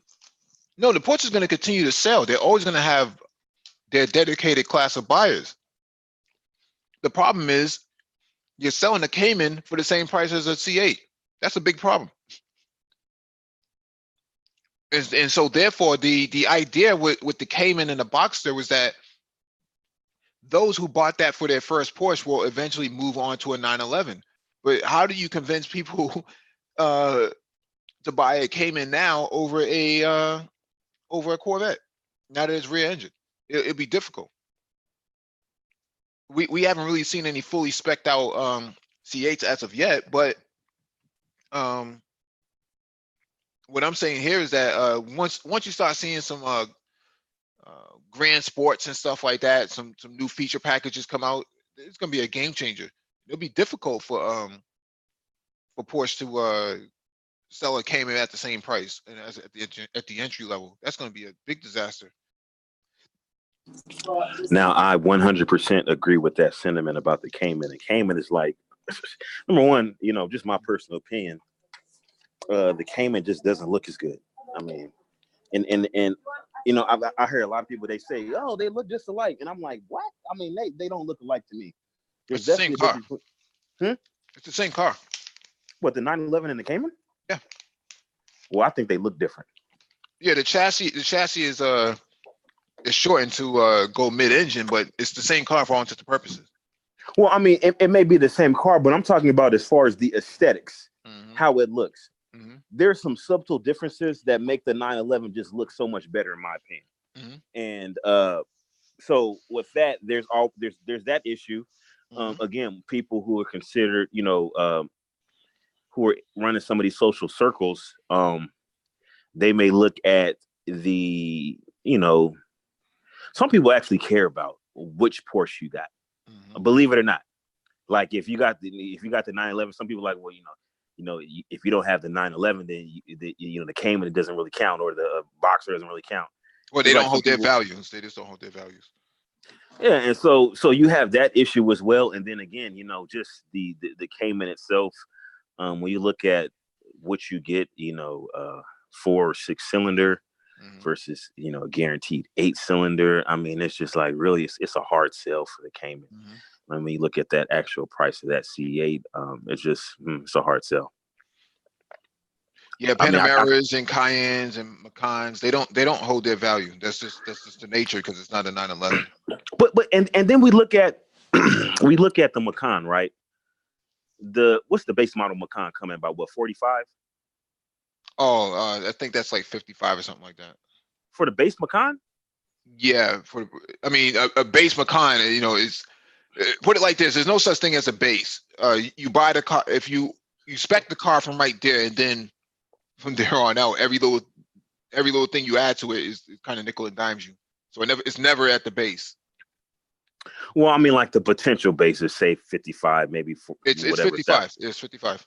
Yeah. So, and then the Boxster base starts at what, 65? Yeah. So, like, I think they have to lower that price point to really be competitive. No, they won't lower it. What they'll do is they'll incentivize you to actually get one, right? So, they'll do the same thing that Aston Martin is doing right now, where they'll pay the first 3 months of your car note or your lease going forward. They'll do that in order to move the cars immediately, right? If it's already being paid for, then to the suspecting buyer, they see that as a win-win for them. Or what I think? I think that they may actually have more standard features. So your base, say for instance, your base whatever Boxster or base Cayman will have, maybe extended leather package, or maybe whatever, some type of aero add-ons, things like that. But will still be included in that base price. So even if you get a base, say for instance, base Boxer, base Cayman, you're not really getting a base vehicle. Whereas if you get a base Corvette, you're getting a base Corvette. Well, they'll just drop the base and just sell the S. That's all. Well, there you go. Yeah, they'll just do that. Hey, we got Ty City on the panel, man. What's going on, fam? What's up, bro? I'm chilling, fam. What have you heard so far that you want to comment on? I've been listening for a while, man. You always buy used cars with cash, man. I don't know what's so hard to understand. You can't afford it. You can't afford it. In this car market, you're taking an L, man, Oh yeah. because like you said, a lot of people are signing ridiculous things, and it's Mhm. pumping the bubble. Mhm. And other than that, man, the C8 causing havoc out here, man. It ain't even out yet. That's what I'm saying, man. Like the presence of a C8. I mean, when I went to the dealership last week, and he told me that those cars sold. They just haven't been, they haven't been shipped yet. That those cars are already sold. So what I'm saying here is that there's already a list of people who want the C8 and will gladly buy a C8 over a Cayman or a Boxster or even an entry level 911 career base model. They're just not. Oh, they all out. That's what I'm saying. The Yeah. Super too, Yep.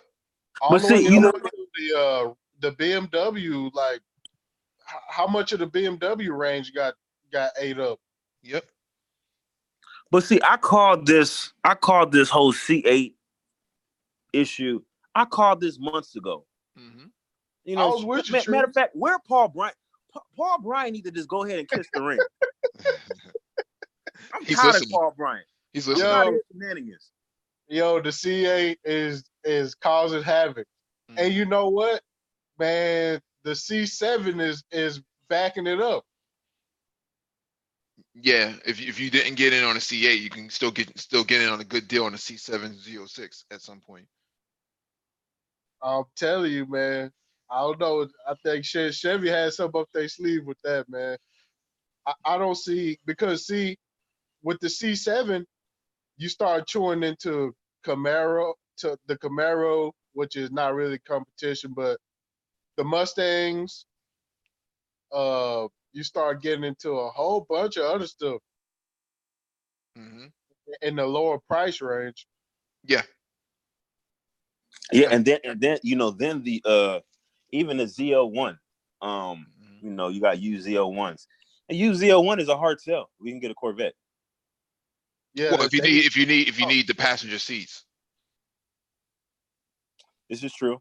But I mean, no, again, not, most people that own vehicles, they 90% of the time they're driving by themselves. They don't even have a passenger in the car in a Yeah, front seat, yeah, let but the alone one using the back time, yeah, seat. but that 10% of the time that you do need that rear seat, that there is no negotiating on that, right? This is true. Yeah. There's no negotiating on that. yeah, they. I don't see no way around it, man.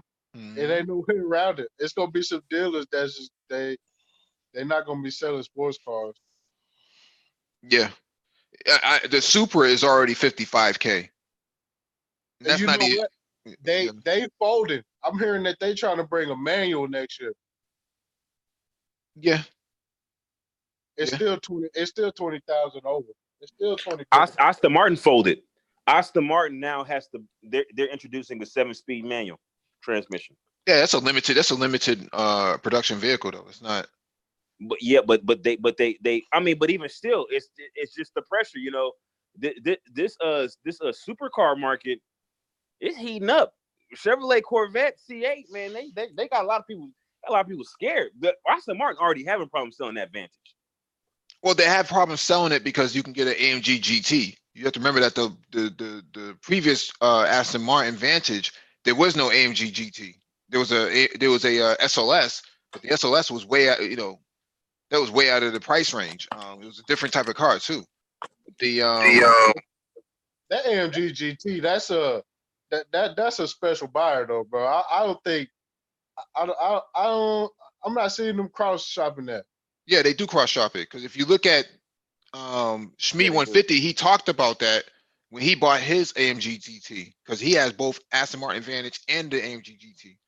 And he said that when they gave him the new Aston Martin to drive, it's almost one for one the same as a Benz because it's the same engine, same infotainment system, um, brakes and stuff like that. That's all most of that's AMG.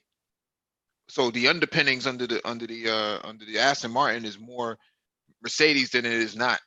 So there's really no real reason to spend that much money on the same car, especially if it has similar chassis design. The only difference here is that the Aston Martin doesn't have rear wheel steering, whereas the AMG GT it does. That was part of the plan with Aston Martin. They kind of had like a little restructuring. In order to cut costs, they were going to have to share parts with Mercedes to include at some point utilizing Mercedes engines and stop developing engines in house. I'm not sure if they're going to still continue with that particular plan. But there's talks. Yeah, there's talks about using BMW's V8. So we'll see what happens with that. Oh, now it's BMW. Okay. Yeah, BMW makes crate engines. So same way AMG does. The M Performance division will make it. Yeah, well, BMW's. Matter of fact, the Morgan has been using BMW engines for quite some time. Yep. What do y'all think about the M8? What about non-factor in the grand scheme of things, and it's just. And see, that's what I was saying, man. I was actually looking forward to the M8 being like out of this world for some reason, bro. Well, because it's supposed to pick up where the A50 left off, and it's not doing that at all. Therein lies the problem. They dropped the ball. What they did was, but not even in competition trend. What they think the buyers are stupid. All they did was took the M6 and put an M8 badge on it. That's it. But these things, they mean stuff, bro. And I think that's where they starting to realize that. That even with the Super, that was like, how do we not have a manual? Well, because what is the Super 7-speed?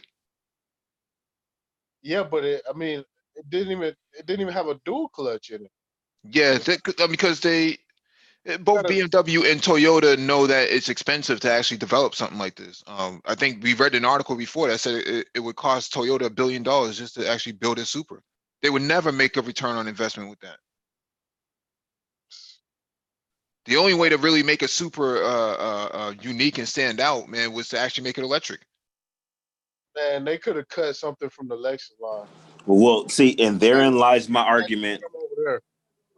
Therein, what you just said about the $1 billion cost of the Supra, therein lies my argument for a rotary powered RX-8 or whatever successor to the RX-7.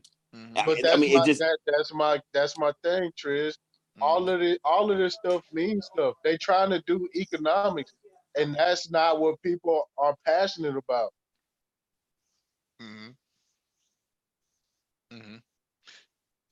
Well, I think the passion is kind of dissipating, with the each successive generation. What generation are we in? They taking L's out here, man. But what's the generation that we're in right now? Like not Generation X, but not millennial. What Z's? You mean the Zennials? Yeah. So moving. The generation that's about to actually wait 6 months over for a Corvette. Nah, because the people that's buying the Corvettes aren't that generation. They're not the Zennials. Yeah, Corvette buyers are usually 49 to 50 years old. And everybody wants this Corvette.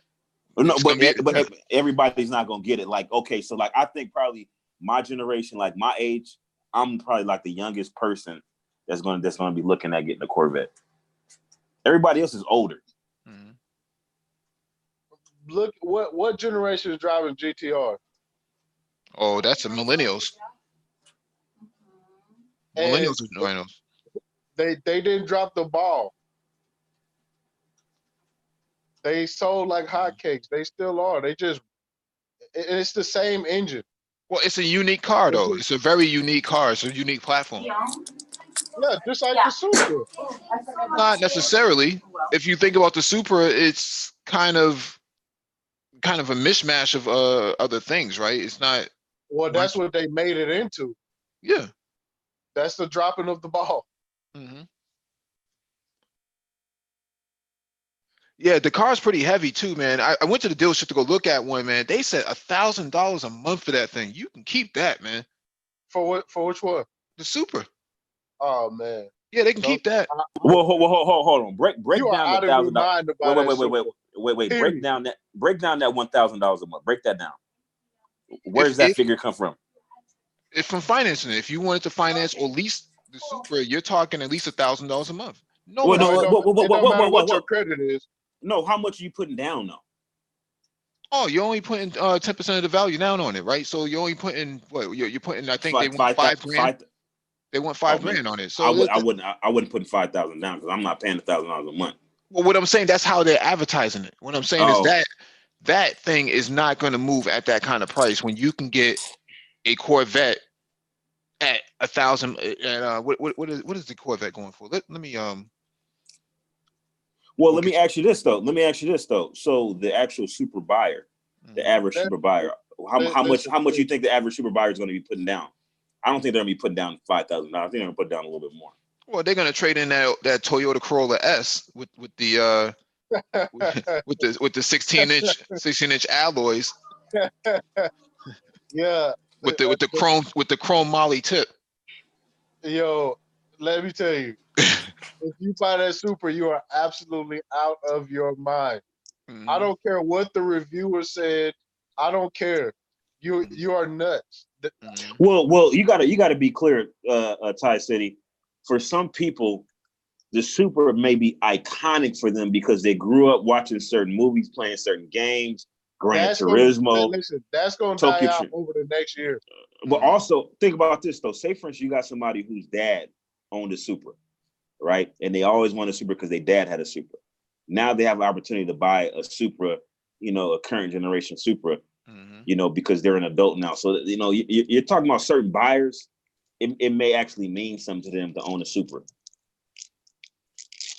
I don't think so. They didn't. They didn't do it that way. Yeah. Well, maybe they'd be They better didn't off do it buying a that way. BMW. Bro, you open the door and it chimes like a BMW. It makes the same noise. It's not. They. It's nah. From the engine to the transmission.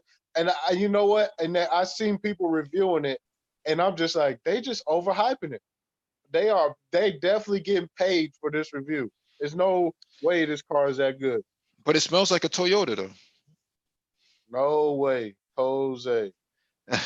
Here you go right here. It says lease for $801 a month. I mean, that's just ridiculous. You can get a Jaguar F-Type that's leaps and bounds better than this for less money.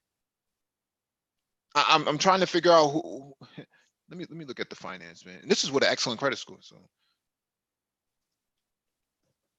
and there you go, $967 a month. For 60 months. They can keep that, dog. They can keep that. Okay.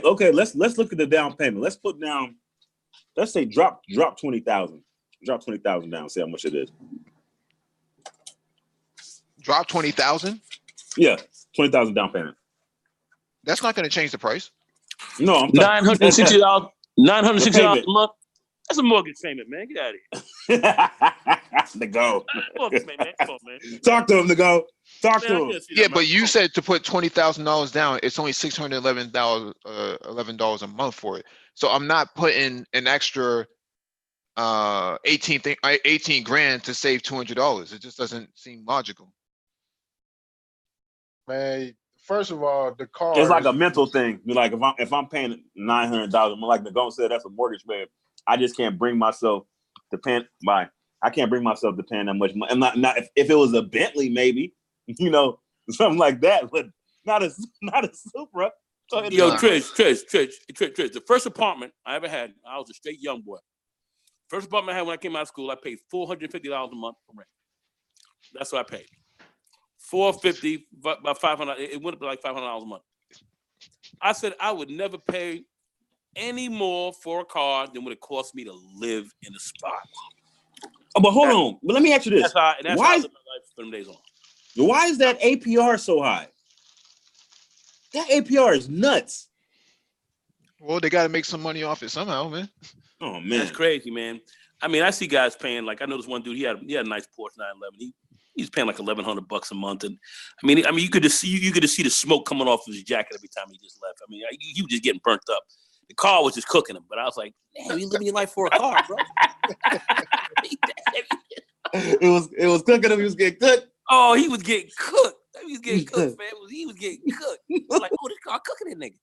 And he was walking around like trying to pinch all his money. And he may have had a nice job and all that, but he was basically paying for a car.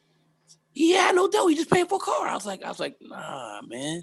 Nah, dude. Nah, I can't do that. Yeah, There are a lot of nice cars out here, man. But for that kind of bread, I don't know. Then as soon as you go to the insurance company and they put the VIN number, it says twin turbo. Twin turbo Finish. pop up in the insurance. Finish. Oh, you finish. You finish. All right, let me. Yeah, he probably paying maybe about $200 a month, especially if he ain't married. If you're not married and you got a Supra, man, you probably paying close to between insurance and then you think about let's just take the annual registration and divide that by 12. You're probably paying about, I would say maybe the insurance $1,400 a month for that car. These insurance companies are not stupid. They know what's up. You roll in you with the high, they got all the high perf cars and all that. They know what's up. You come in there with a Supra, I don't care if it's registered to your grandma. They banging you out like a French hoe. I'm sorry. You know what, Mike? We don't need to bring up the Supra no more, Mike. Mm-hmm. We don't need to talk about it no more. I don't want to see it again. I'll try Butterley though. All right, let me get to this next one. This one is from businessinsider.com. These are the 10 sports cars that have the best resale value 5 years after purchase. The automotive research firm iCars.com has compiled a list of 10 sports cars that have the best resale value due to their low depreciation rates. The average depreciation rates, or the average depreciation of cars over their first 5 years is 49.6%, according to the firm. For sports cars, it's 48%. However, these 10 cars depreciate between 47.2 and 37.2%. The cars on the list, with the exception of the two Porsche 911s and the Nissan GTR, have an MSRP of under $40,000. Because of the relative affordability of these vehicles in the sports car segment, they don't depreciate as steeply as their six-figure counterparts. IC Cars CEO Fong Li said in a statement, these are also popular sports car models, so there is a high demand for them in the used car marketplace. Interesting. ICCars.com analyzed the prices of over $6.9 million new cars for the study, which also includes pickup trucks, SUVs, and non-categorized cars from the 2014 model year and also sold that year. These prices were compared to more than 800,000 used cars from the same model year sold between January to October 2019. The used prices were adjusted 7.9% for inflation. Number 10 is the Mazda MX-5 Miata, 47.2% difference, $15,307. Interesting. Not that I would own one, but interesting though. Not surprising that it made the list. That's the way to do it. So I'll take it to 10 years. You take it to 10 years, and then after that, you can get the LS swap for that Miata. And you got you something. Okay, number 9, Nissan 370Z, 46.7%. Difference is $17,988. I'm surprised that made the list. That's the Nismo edition. They kind of fried it with that. Well, that's the picture that they put, but I don't think I don't know if they necessarily mean it. Chevy Camaro, 45.8%. Difference is $15,760. I'm surprised at that one too.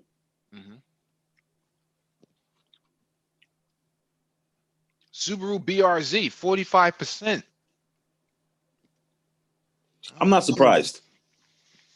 Yeah. Wait. That Camaro, man, that gotta be the baby brakes with the V6. There ain't no way.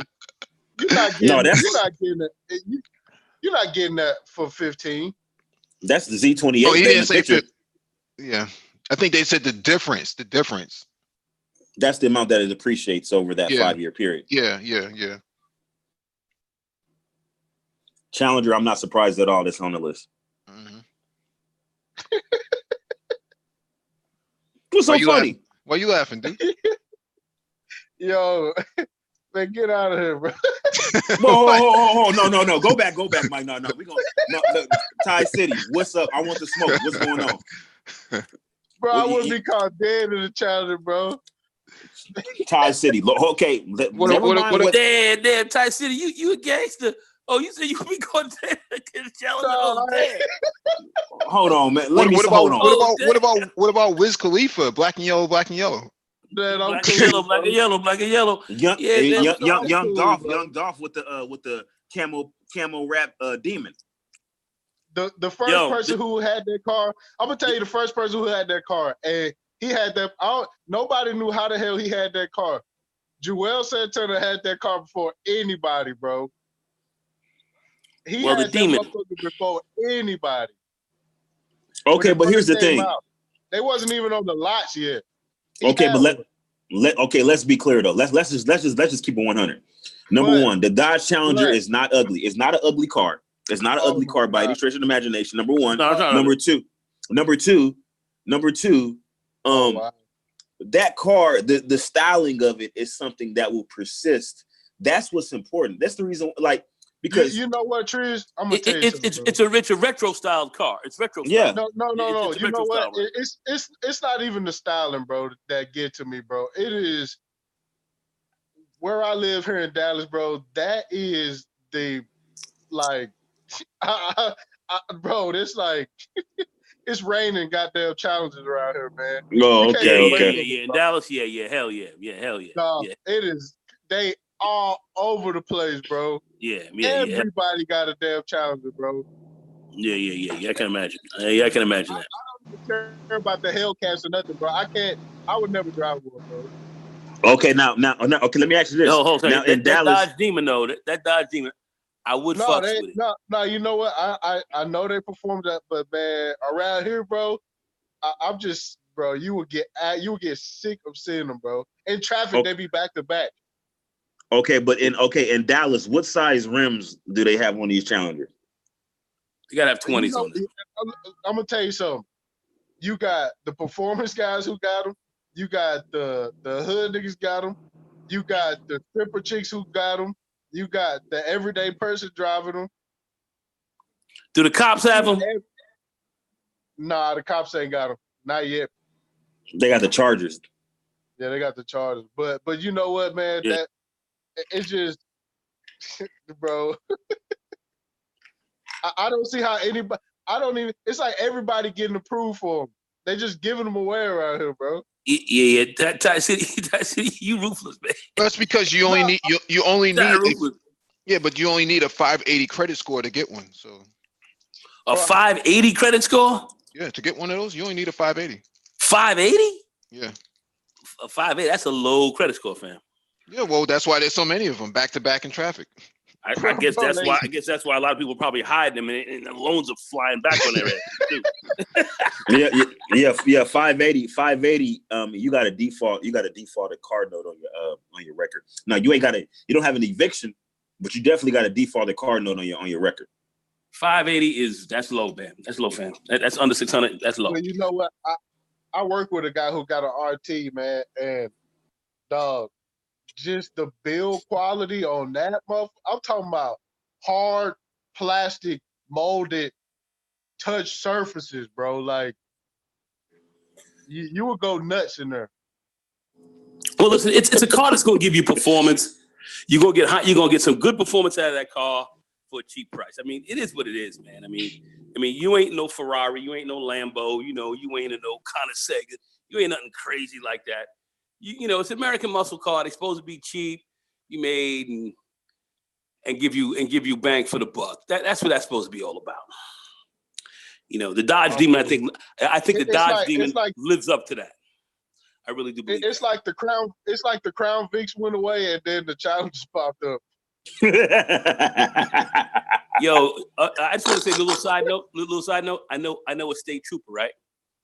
He told me, he said, if you never want to get pulled over, you never want to have any problems with a cop, buy a Crown Vic as a second just drive around car. You're never going to get pulled over. Oh, they got the Crown Vics out here with the spotlight still on them. Yeah. He said you never get, cops do not, because they still thinking you may be a cop. They ain't even pulling you over. They ain't testing you in that car. No, but they giving everybody else heart attacks. Yeah, they are. I mean, you could be literally driving around riding dirty, and you straight in a Crown Vic. Boston, Had a police officer coming. Yeah, in Boston, you can't, or in Massachusetts, you can't keep the spotlight on there. Oh man, not around All the here, equipment bro. must be removed. If it's not removed, then it's impersonating a police officer, and you'll get your car impounded for that. But here in New York, in these spots, they letting you cruising around in a Crown Vic. You will never get pulled over. So just a word out there to you guys who worried about being pulled over by police. You don't like them, buy Crown Vic. It's an ugly ass car, but you're never gonna have a problem with the cops. Yeah, they getting them from the city pound. That's the city auction. That's what Yo, they giving them away over here, man. They giving these bad boys. Giving them. Like I said, it's like the stock dried up on them, and then the challengers came out of nowhere. Mm-hmm. Yeah. Let me get to this next one. This one is number 5, the Mustang, 44.4% depreciation. Not surprised that this made the list. Mm-hmm. With the little 3.5-inch infotainment screen on there, look like a Game Boy. Yeah. Number 4, the Porsche 911 convertible, 42% depreciation. That's the speedster though. Yeah, that's just the picture, but the convertible, yeah, I can see why, because the convertible is only really suitable for like California and Florida. You really don't ride around in a convertible in the winter. Listen, we got some cats here in Seattle with convertible. I don't know what they thinking. Matter of fact, it's one cat that work up here. I don't know where he works at. He has a silver Porsche Targa. And he always got the top up. You can't put the top down because it's always that raining. Targa hard, bro. No, because you know the Targa has the heated and air cooled seats on it. So on your neck, there's heat coming out on the back of it. Yeah, but it's always raining, so I don't care how much heat you coming out, you're gonna be soaking wet. So he has, like, every time I see him, he got I've never seen him with this top down. Never. Maybe he lost it. No, the top is up. The top is up. Hey, listen to Trill hate like a motherfucker. Hey, man. Hey, look at that nigga get rained on. No. What I'm saying, no. He always has the top up. He never has the top off because it's always raining. So he has the Targa, but he's never actually used it as the Target. Yeah, but what I'm saying here is Trish got the air cooled seats on the 4Runner, and nobody's not supposed to say nothing about him though. Trish watching the nigga Target top, dude. All right, number 3 is the Subaru Impreza WRX. I don't consider that a sports car though. Yeah, it's considered a sports car. The Subaru WRX STI? Yeah, STI, yes, but not WRX. That's like a GTI or something. Oh, okay, but think about this though. The WRX, performance-wise, it's Butterlake. I'm sorry, it's all-wheel drive. It's a Butterlake car for the performance. Well balanced, a well-balanced, cheap car that can run. It's kind of like a rally car. I mean, the STI is definitely more of a rally car for sure, but it's kind of like a rally car and well balanced on the road. Well balanced. You know. So it's got all-wheel drive. You can take pretty tight corners and be totally stable on the braking and turning on that, man. That car is it's not a bad performer. It's not a bad performer. I can't say it's not. Decent bang for the buck. Decent bang for the buck, man. You know. Yes, the STI Butterlake. I hate to say it, STI Butterlake. So, Number 2 is the Nissan GTR, 39.4% depreciation. So yeah, I can imagine those, man. I tried to find a real clean one, man. Most of them are clapped out, man. I can't stand them. Which ones? The Nissan GTRs. GTRs, yeah. People drive them hard, right? Yeah, you ain't gonna find it. Well, they also put a lot of That's cheap. a 2020 50th Well, they put a anniversary lot of right there. they put a lot of Liberty Watt kicks and all types of foolishness on it, man. You know. And you're right. Yeah, you are right about that. And then you have a lot of That motherfucker launch control starts, like people done, I can't say drop the clutch, but you know they do like the the actual launch with the vehicle. But so who knows about how long who knows what the long-term effects of the transmission those hard launches are going to be. But doesn't have a launch control setting. Doesn't have a launch control setting in the car. Yeah, it does. It's got a launch control setting. Yeah, but you still doing yeah, those but hard it was launches. it was the earlier models for the first 2 years. They set the launch control too high when they were shearing off the first gear. Yeah, but now I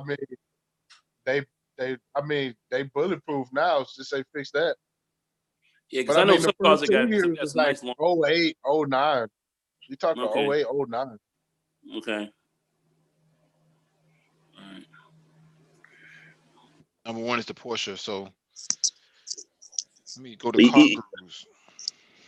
You know what? Most of the cars on that list didn't surprise me at all. A lot of those cars I expected to retain their value. The only one that was kind of surprising was like the Camaro. Camaro was kind of surprising.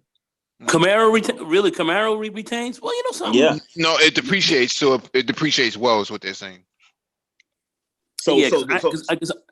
Now a collector car today, which I didn't kind of know it was a collector car, but those old Camaro IROC Z's. Yeah, they shot up in price.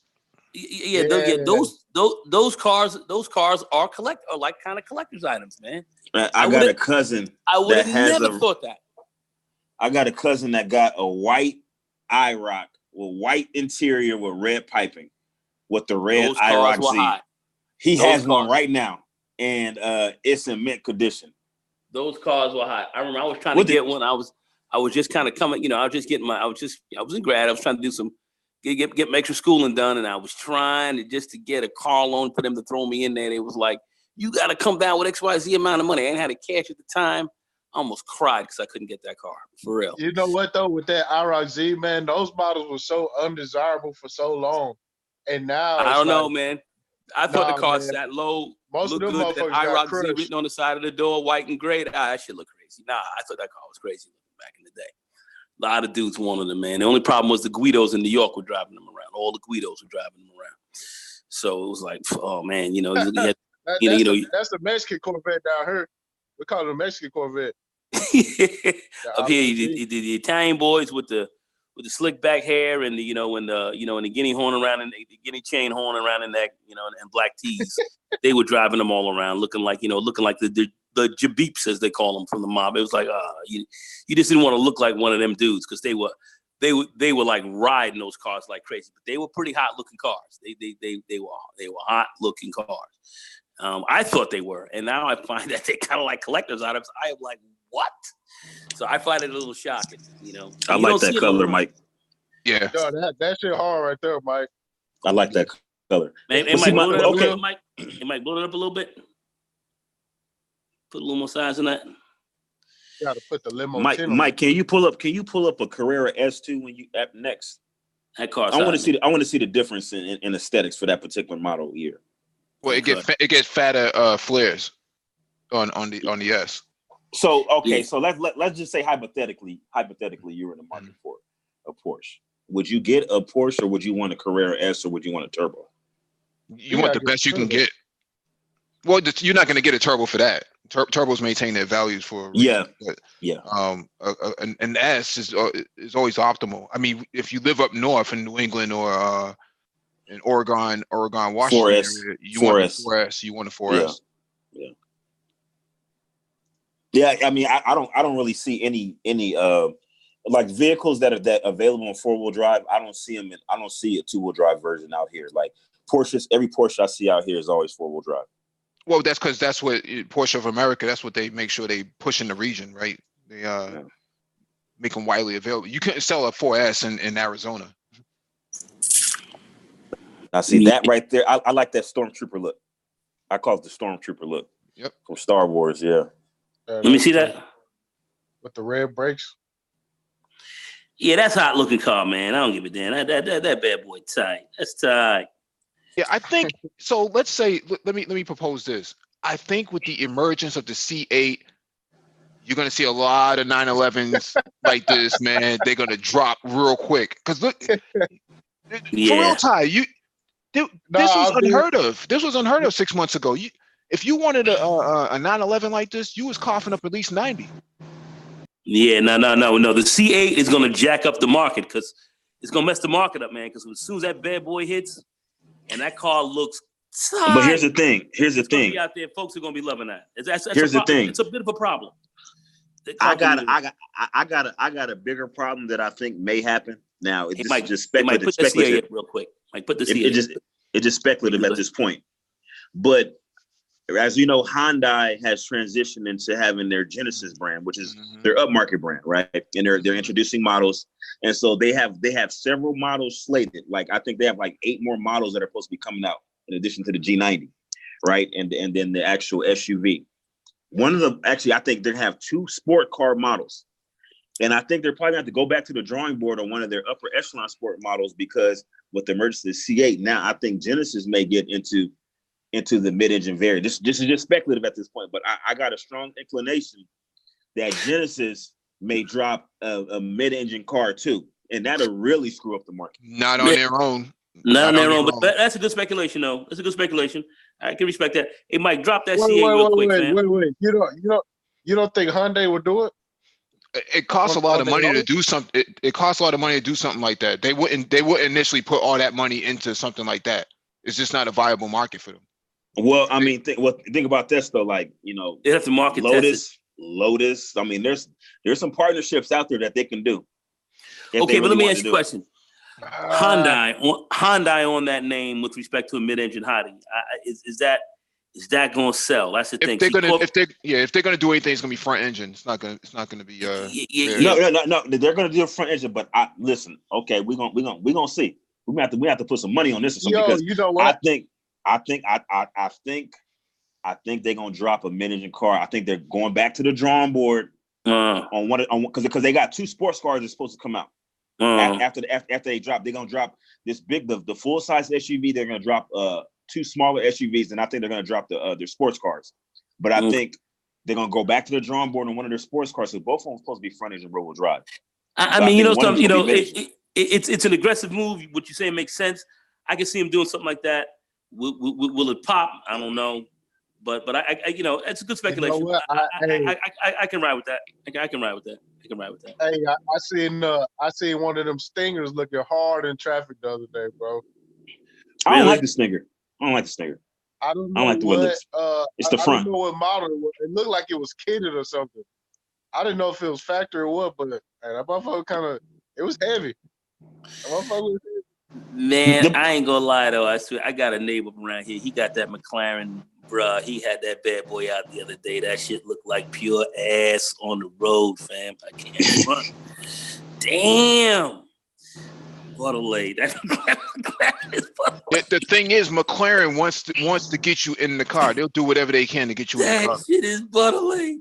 Yeah, but I'm not paying the $1,100 a month for no car, man. Whoa, hold on, Nagone. Now, go ahead. You saying that okay? Now I could see not wanting to pay $1,000 a month for a Supra, but if they say, look, we can get you this McLaren for $1,000 a month. Nah, dog, I'm not doing it. I might have to go in and get that. Yeah, see, I see what I'm talking about. I'm not peeling off, man. Nagone. Hold on, Ty City. Working on Saturday. Go ahead. Hold up, Ty City. Nagone. Go ahead. When that dealer walk you over to that car and he let that door up, not out. He let the door up. I know exactly how that bad boy go. He tell you to sit in that bad boy with the door up. And he said it's $1,000 a month. You gonna fight me? Don't play. Trish, that's why I ain't walking up in that bitch. I ain't trying to get up in there like that. You see, if I go up in there, I may have a problem. So that's why I'm trying not to do that, man. I'm trying not to do that. Yeah, the thing is, man. He paid more than $1,100, bro. It all depends on what you put down.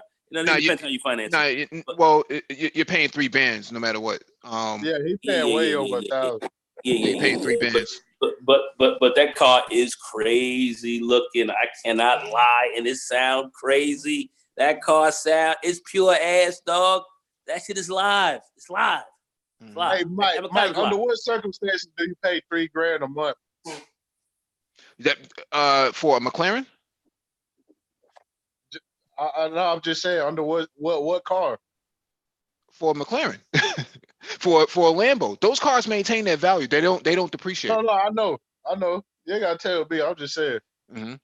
I'm doing it. I'm doing it. Top ramen noodles, you know, and some hot water, some ketchup packets with some pepper. Got me some tomato soup. I'm good, man.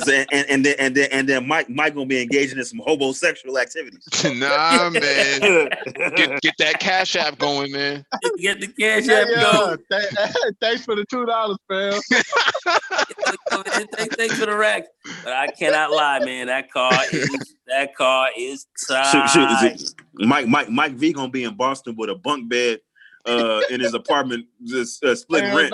No, man, I'm gonna go right to U-Haul, and before they close at night, man, you right up in that shelter, man. Yeah. Right up in the shelter. Come right out of there, fresh. That car is crazy, and the way it sounded, but it was like, I'm like, yeah. It's on another level. Hold on, Nagon. What sound did it make again?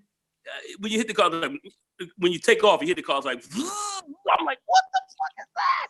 Yeah, it has a unique engine. It's got that high but throaty, but real, that just, it sounds like something that needs to be on the track.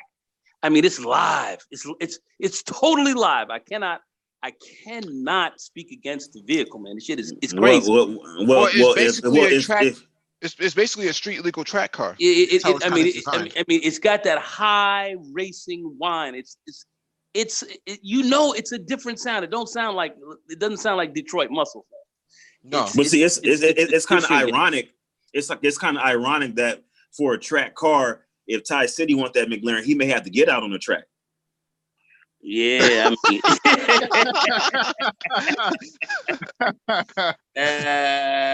but I'm taking the Patreon route. Streamlabs. That's all I'm doing. Now, Trish, you gonna take the fans only route. You feel me?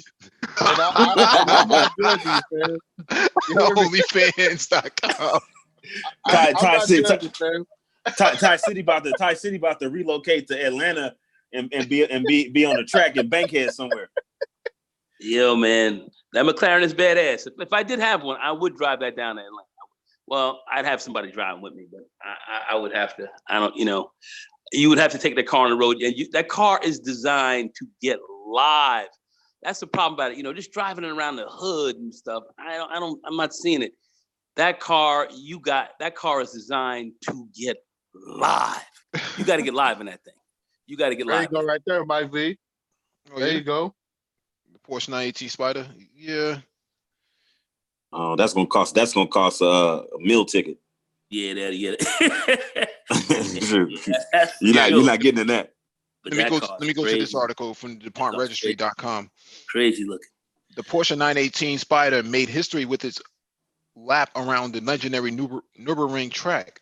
Equipped with only a skilled driver in the Weiser package, it's in a jaw-dropping time of 6 minutes and 57 seconds.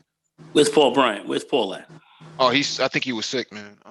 It set a new record for the street legal cars while setting the bar for the upcoming McLaren P1 and Ferrari LaFerrari. Luckily for all of us automotive aficionados, the 918 Spider is now available to the public with the Weiser package. Weisserack package. The 918 is the Frankenstein monster of the Porsches. It is the first of the known big three hybrid supercars to surface on the market, and it easily impressed the world with its technology. Two electric motors pair up with the 4.6 liter V8, and together they produce 887 horsepower. This power projects the hybrid from 0 to 60 with just 2.5 seconds, and from 0 to 100 miles per hour in a knuckle whitening of 4.9 seconds. So what's the weight on that car? Do we have an idea how much a car weighs? I think it's like 3,900 pounds or something like that. The car looks crazy. There are a lot of crazy looking cars out here, man. Oh my God. There's a lot of really nice cars out here. I mean, there's so many. Yeah, it weighs 3,600 pounds. 3,600 pounds? That's pretty good weight. Pretty decent. Mike, go back up to that drop. Go back up to that 918 drop. Yeah. Go ahead, Mike. That it's not really a drop. It looks like it's a hard top, removable hard top. That thing is nasty right there. I think they're all like that. That car looks crazy. There are a lot of crazy looking cars out here. Holy crap. If you want to spend the money. This is what we were trying to tell Thai City about the Acura NSX. NSX is nice, man. I'm sorry. Yeah, but besides, you're not, there's no car in the market outside of the Porsche that's doing what this is doing, other than the Acura NSX. Right. That car's hot looking, bro. Thai City, what you think, man? I think Thai City's getting his Nah, that 918 hard, bro. Yeah. That ain't nothing to play with. You pull up in that, bro. Yeah, folks are shrinking around you. There's no doubt. Yeah, man. You're gonna make people feel some kind of way with that one. Yeah. They're gonna get tired. They're gonna be tired. What you looking at? About 1.3 mil for that? I think it's around that. No, it depends on the color. The color alone. If you get like a green or yellow, 1.7. It's like closer to 1.7. 1.7. That's $10,000 a month to be driving that car around. Shit, way more than 10,000 a month. Nah, that's 10 G's a month, man. That's what you gonna pay for that. That's 10 grand a month. And then that's 1.7 for like a standard color. If you get like that one in that picture with that livery, like some type of special livery on it, something like that, it's gonna cost you a little bit more. Gotta get live, son.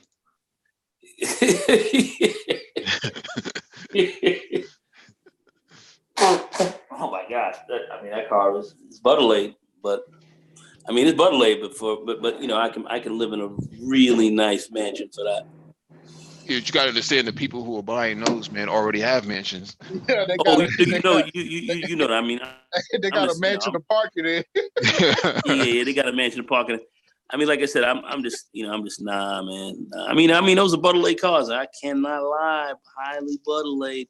And McLaren is crazy. I keep talking about it. I saw it the other day. Crazy car. Sounds crazy. Looks crazy. Crazy car. I can't lie. It sounds crazy. Look crazy. Go ahead, get you one.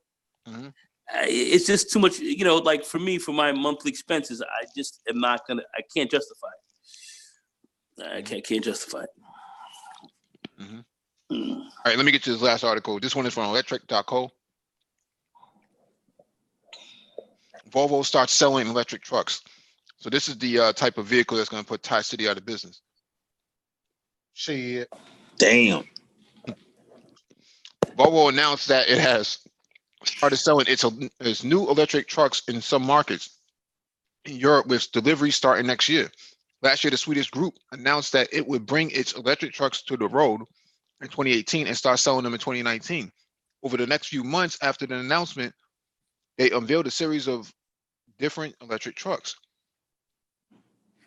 In September, the company unveiled an all-electric and autonomous truck without a cab. The Volvo trucks also launched an all-electric garbage truck with up to 200 kilometers of range. The Volvo FE Electric, a truck designed for heavier city distribution and refuse transport operations with gross rates of up to 27 tons. That's interesting.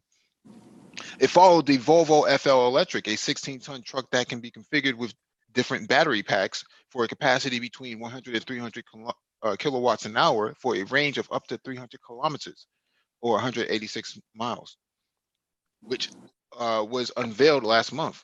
Finally, they also teased an upcoming new all-electric semi-truck. Now, Volvo Trucks announced that it is starting to sell the FE electric and FL electric in Europe. The electric trucks are available in Sweden, Norway, Germany, Switzerland, France, and the Netherlands. While they are building a backlog of orders right now, the start of the serial production is only planned for March 2020. Daimler has also started selling and delivering electric trucks in Europe, but is only part of a customer test fleet to prepare for volume production early in the next decade. More companies are starting to go electric, and they are prioritizing vehicles for city transport. So, Ty City, what's your take on this?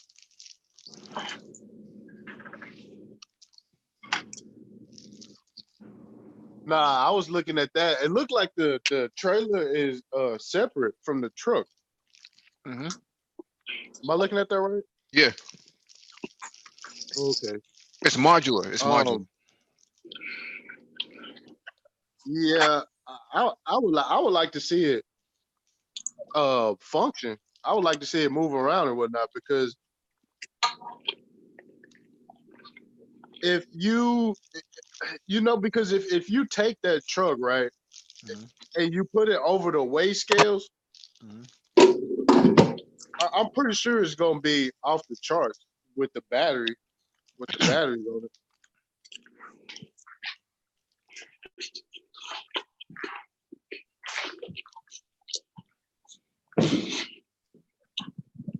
Anyone else have anything you want to add to this? I mean, it just basically looks like the standard chassis cab. You know, Volvo has they have a chassis cab model that they sell Latin America. They don't really sell it in the United States. I think that market is kind of covered by Isuzu. Does the chassis cab models like this that you can put a box on it or whatever you want to put on the back of it. Fuso. And there's another. I think Mitsubishi still makes the trucks too, like these, like the cab over diesel trucks. But this is like an electric version, and they're very good in the city because of the way they're designed. They have a smaller turn radius. Yeah. And the visibility is really good. Like I've sat in one of those trucks because I was going to rent one to actually move, and I ended up getting movers. But the visibility in those is really good. You know, the way the actual windshields are and the sitting position. So it's really efficient for like if you want to do stuff around the city as far as like shipping and things like that, like just local stuff. Maybe even like within the state. Short distance, but not. I wouldn't go over the road with something like that. But an electric version of that because it's you're not going as far. That could save companies, like especially if you got a company with like a big fleet of trucks. That could probably save them hundreds of thousands a year in fuel. Yeah, I see something like this working for like Amazon. Yeah, or even that's UPS. A good point. DHL. A lot of companies could use something like this. Oh, for sure. Anybody who has to deal with any kind of freight or any kind, well, not even so much heavy freight, but any kind of freight or delivery of any kind of delivery service or something else like that. Yeah, that would be that would be a cost cutter. Like one of these trucks, like I don't know how much one of these trucks will cost, but I would imagine like a truck like this would pay for itself in comparison to a diesel counterpart in like at least 5 years, no more than 5 years. Absolutely, it'll pay for itself. Yeah. Absolutely, and depending if you don't have a very high maintenance bill to keep the vehicle up, depending on really what city, because New York City is kind of tough on vehicles. Man, I don't know, man. If you keep your maintenance costs, charging those batteries. Well, I don't know. You get a lot of miles to the battery, fam. It's a lot of battery on that thing, probably, man. But you know what though? Like it's only what 200 kilometers. 300. 300 kilometers. 300 kilometers, so it's about close to 400 miles. Listen, that's not so bad because you got to figure an average car, average tank of gas. I'm thinking of my car. What are you getting? 500 miles, maybe, if you fill the whole thing up, maybe a little bit less. It's not all like it's not all like great. It's comparable. No, it's because remember the batteries are modular. They pop on and off. So the better the technology gets, the more easier it is to swap the batteries out. No, I'm not saying how accessible it is. I'm saying how much power it is. Even if they easy to change, you still have to charge them all the way up. No, and you remember they got brake regeneration, so they're kind of charging themselves as you drive them. Yeah. And you might be able to actually, depending on where you're housing the vehicle, you might be able to have a charging station right there, where you're housing your vehicle. So it all depends. But I can see where, from a cost perspective, over time, that could become less expensive. The maintenance costs on this thing would be what you would have to look at. Yeah, we don't have the like the framework to actually run trucks like that yet here. No, Nah, I mean the infrastructure. we don't have. Nah, we don't have it. Like all of that stuff will have to go through the powers that be. You know what I'm saying? As in the people who invented and forced DEF. You know what I'm saying? All the environmental people, like they heavy into that. Well, the money behind this is going to be in the infrastructure. Whoever can set up those old gas stations and convert them over into electric stations for them to charge. And that's coming. That's coming. That's definitely it's gotta coming. come. That's what I'm saying, because what we have now is, let's say, all the state troopers, you know what I'm saying? When they pull a truck over, they know what to check for, top to bottom, all the DOT check.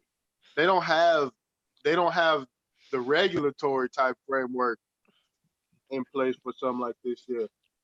Well, all that's coming, and quite frankly, that's where a lot of the new jobs and stuff are going to be, as other kinds of jobs, get automated. But all this astroturfing and all the new infrastructure that you're going to have to build over the old infrastructure, which is going to be a big conversion over the next 20, 30 years. That's going to be massive, dude. That's going to be massive. A lot of jobs going to come out of this. Lots.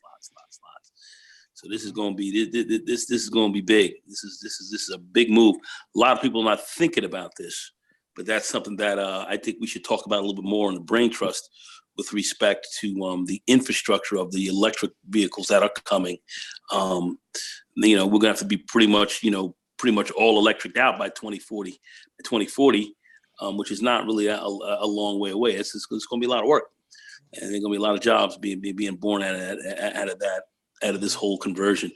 Some of the newer countries, well, let's say some of the more, when I say newer countries, less developed countries, are going to be able to jump up on this stuff faster because they're not going to have they're not going to have the infrastructure, and you can just come right in and just put this right in there. So that's how they're going to make that that jump to light speed a lot faster. But signing deals with here in New York and stuff is going to be a lot different. Go ahead, Ty. No, I'm saying these developing countries are signing deals with each other to extend these grids, information grids and blockchains and all kind. They linking it all together already. They're going to make the jump to light speed fast, a lot faster, man. And see our conversion here, where we've got an infrastructure. Now you've got to shut that infrastructure down and then really put a new infrastructure on top of it and roll with that. That's going to be a lot heavier. It's going to be a much bigger deal, and it's going to be a lot of work, trillions of dollars, and ridiculous amount of jobs are going to come out of that. Crazy amount of jobs. So I know a lot of people talking about, well, the AI, and all that's going to, the UBI and all that's going to have to come through and really start tightening people up, maybe for a short while. But the technology boom that's getting ready to happen, the infrastructure that's going to be built around it, literally for the next 50 years is going to be massive. Now it's all about innovative political innovation that's going to have to come out of that, because you start thinking about social equity for legalization of cannabis. You're going to have to need something like this from a renewable energies and that's exactly correct concept, because the vehicles have to pass through these predominantly black areas anyway. So you're gonna have to up the infrastructure. That means fixing up black neighborhoods in a way that is able to receive this new sort of new industrialization. And see, absolutely, and there's a lot of business in there for us, and that's why when we talk about the relationship game and everything like that, it's got to be tight, because you're gonna have cooperative companies that are gonna have to be formed to do a lot of this development that you're going to be handling a lot yourself. Mhm. And there's a lot of opportunity for us to really get deeply involved in this. And you've got to have people who are vibing together. You're going to have a cooperative community to a large extent to bring a lot of this through. Mhm. Not only politically vibing, but you're going to have together families and together kind of folks, and because this can really work. This is big, and this is where this is going. This is where this thing is moving. Mhm. And so a lot of stuff that we talk about and we get into when we talk about relationships and all this stuff is very, very, very significant stuff.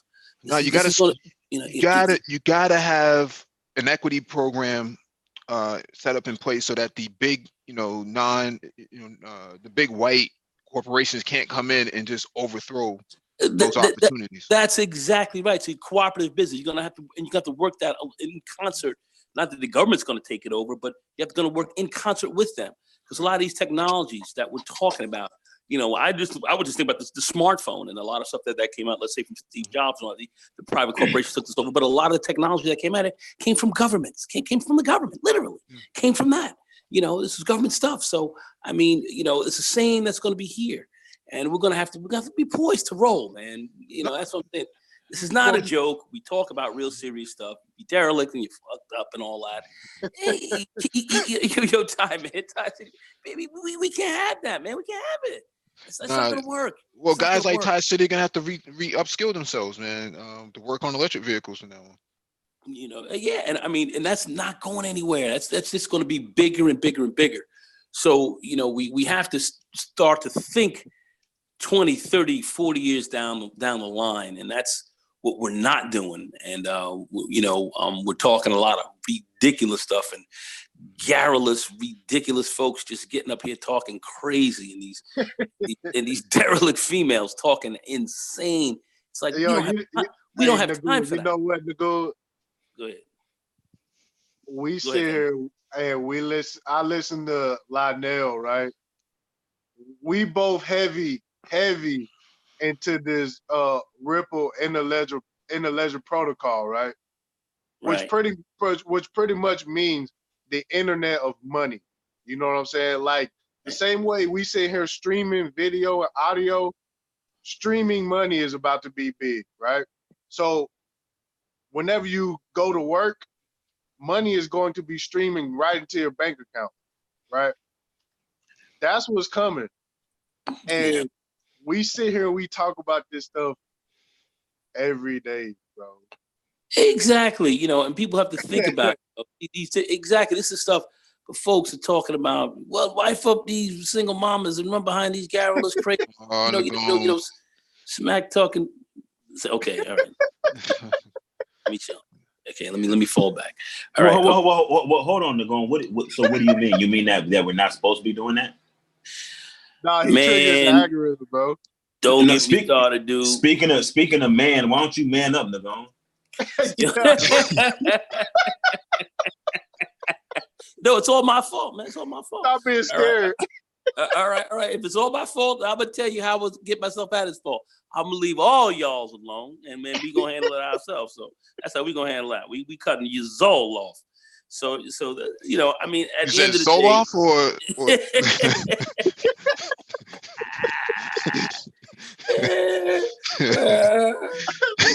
your soul off.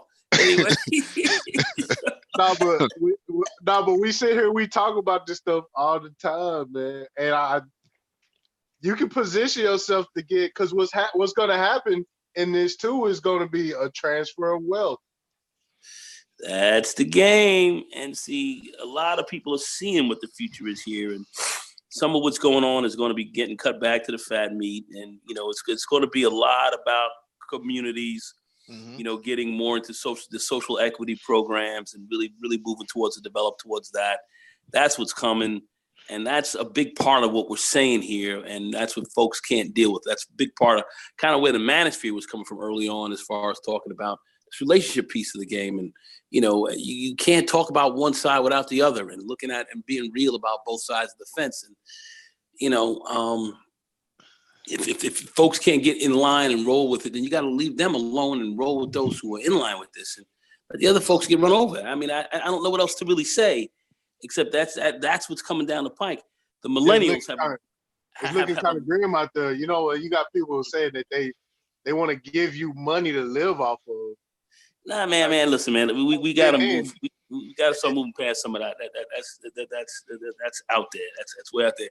The millennials have a real strong hand in this. They're gonna have to really grab a hold of this and really move this thing forward, so the Z's and all of them could take this thing over in the next 40 years as well. I mean, this is each generation is gonna have to pick up and move this forward. That's the game that's going on right now. There's a lot of millennials just haven't gotten it. You know, they got a lot of information, but they haven't gotten this tech game the way they need to get it right. In our community, they missed a lot of it. But the youngins are going to come in. We in the information age. I mean, we're gonna have to. I mean, this is a serious game. This is very serious business. So that's why when we talk about this stuff, it's just not. We're just not talking. This is real shit. And you have countries, nations, you know, prepping and making moves for this, and they're going to be ready. And if you guys think China and France, I just want to say that big trade deal. If you think Africa and Asia and these places are going to be laying back, you know, talking about boom, boom, boom, boom, boom, boom, yeah, you know, nah, man, these guys are going to be high teching, developing, getting live, man, and there's a lot of opportunity for us. We have to be thinking about this. Can't be out here thinking derelict and running with derelict ass folks. And just, man, this is going to have to come to an end, because if we're not going to survive it if we don't. So, you know, we talk about that here on the Brain Trust a lot. Mike understands it. You know, all of us, we understand it here. But that's a big piece of what we're trying to convey. And that's why I say I'm not getting caught up in these whack arguments that people are bringing up. We ain't got time for that no more. That's over. You know, it's time to really start to move forward and start developing a tremendous skill set to deal with what's coming up the next, in the future. I'm prepping my grandson, man. Here I am. I'm a millennial prepping the Z to make moves. This is how we got to roll. This is where we're at. It's coming, man. It's coming. Mike was talking about tokenizing assets, and that's already they already got that emotion already. Tokenizing assets, stocks, and stuff like that. It's all gonna be tokenized. And then what happened is that, okay, so now you have an opportunity where, you know, this is the last bastion of hope where you're actually able to work a job without a highly advanced degree, generate enough income that you can actually put a portion of your income aside and invest it into a revenue stream of some sort, whether it be a side business or whether it be real estate, something like that, to supplement your income and actually have ownership and have a stake. And, you know, when we look at, say, for instance, an area that is already what we consider communist like China, there's a documentary that's going to be coming out pretty soon that talks about the Chinese labor camps and especially the dynamic between the Chinese labor camp and the Falun Gong, like religious type sect or whatever you want to call it, religious movement, and how, you know, when you lose your individual power in relation to your economic viability, like if you don't actually own anything, you really don't have any bargaining power. So then government entities are able to take away your rights, and you can't collectively bargain against it because you don't have any like, so like if everybody is on a universal basic income, right, and you're receiving money from the government, like how are you a stakeholder when you're not really like an owner, you're not really contributing from a significant standpoint? Like, how are you a stakeholder? How can you have an actual voice at that point? Well, because it's equal. It's supposed to be shared distributed. It's supposed to be more democratic in that approach. That means that everybody has an equal stake. Yeah, but will it be in execution? You know, I mean, it's supposed to be. See, my view is the only thing that we need to democratize is business. All right. I mean, that's the real deal. I mean, there's no democracy. Say that again. Public banking. Public banking, also public ownership of companies. Yes. As far as cooperatives and this type of thing. This is where we really gonna have to go, man. This skin this cat. I mean, this is these and see, you have a lot of others. You have these white folks and others who are sitting here making these plans as well. We're gonna have to sit back and really make this move. That's what I'm saying. You can't. look, man, your community is going to have to function in many respects, almost like a business in many ways to Like a start startup. to really run it. And there's a lot of profit there. When we're talking about really getting the community together, that's why you really got to get this mindset together and get real good business and skill set together to really run this. We talk about the woman and man relationship, derelict females and derelict dudes. They cannot survive in this environment. It's not, you can't have it. That cannot be had. There's no need to talk about it. That's got to be excised like a cancer. You have to look at how this business and this community is going to develop for the future.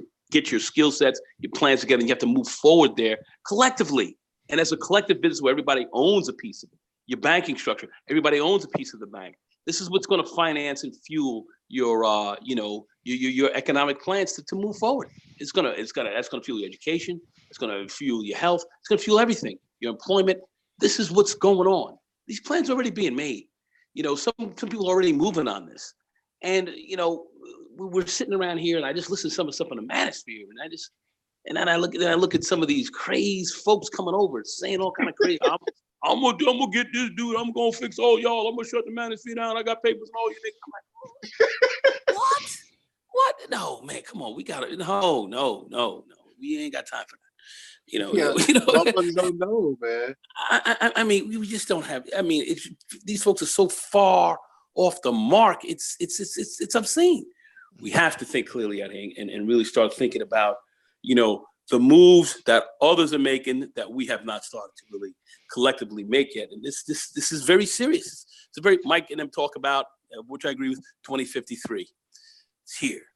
Okay, it's just when 2053 hits you, you're gone. So at the end of the day, you have to really start praying. We have to start moving towards this now, and we got to work with these millennials. You got to roll with the Zers.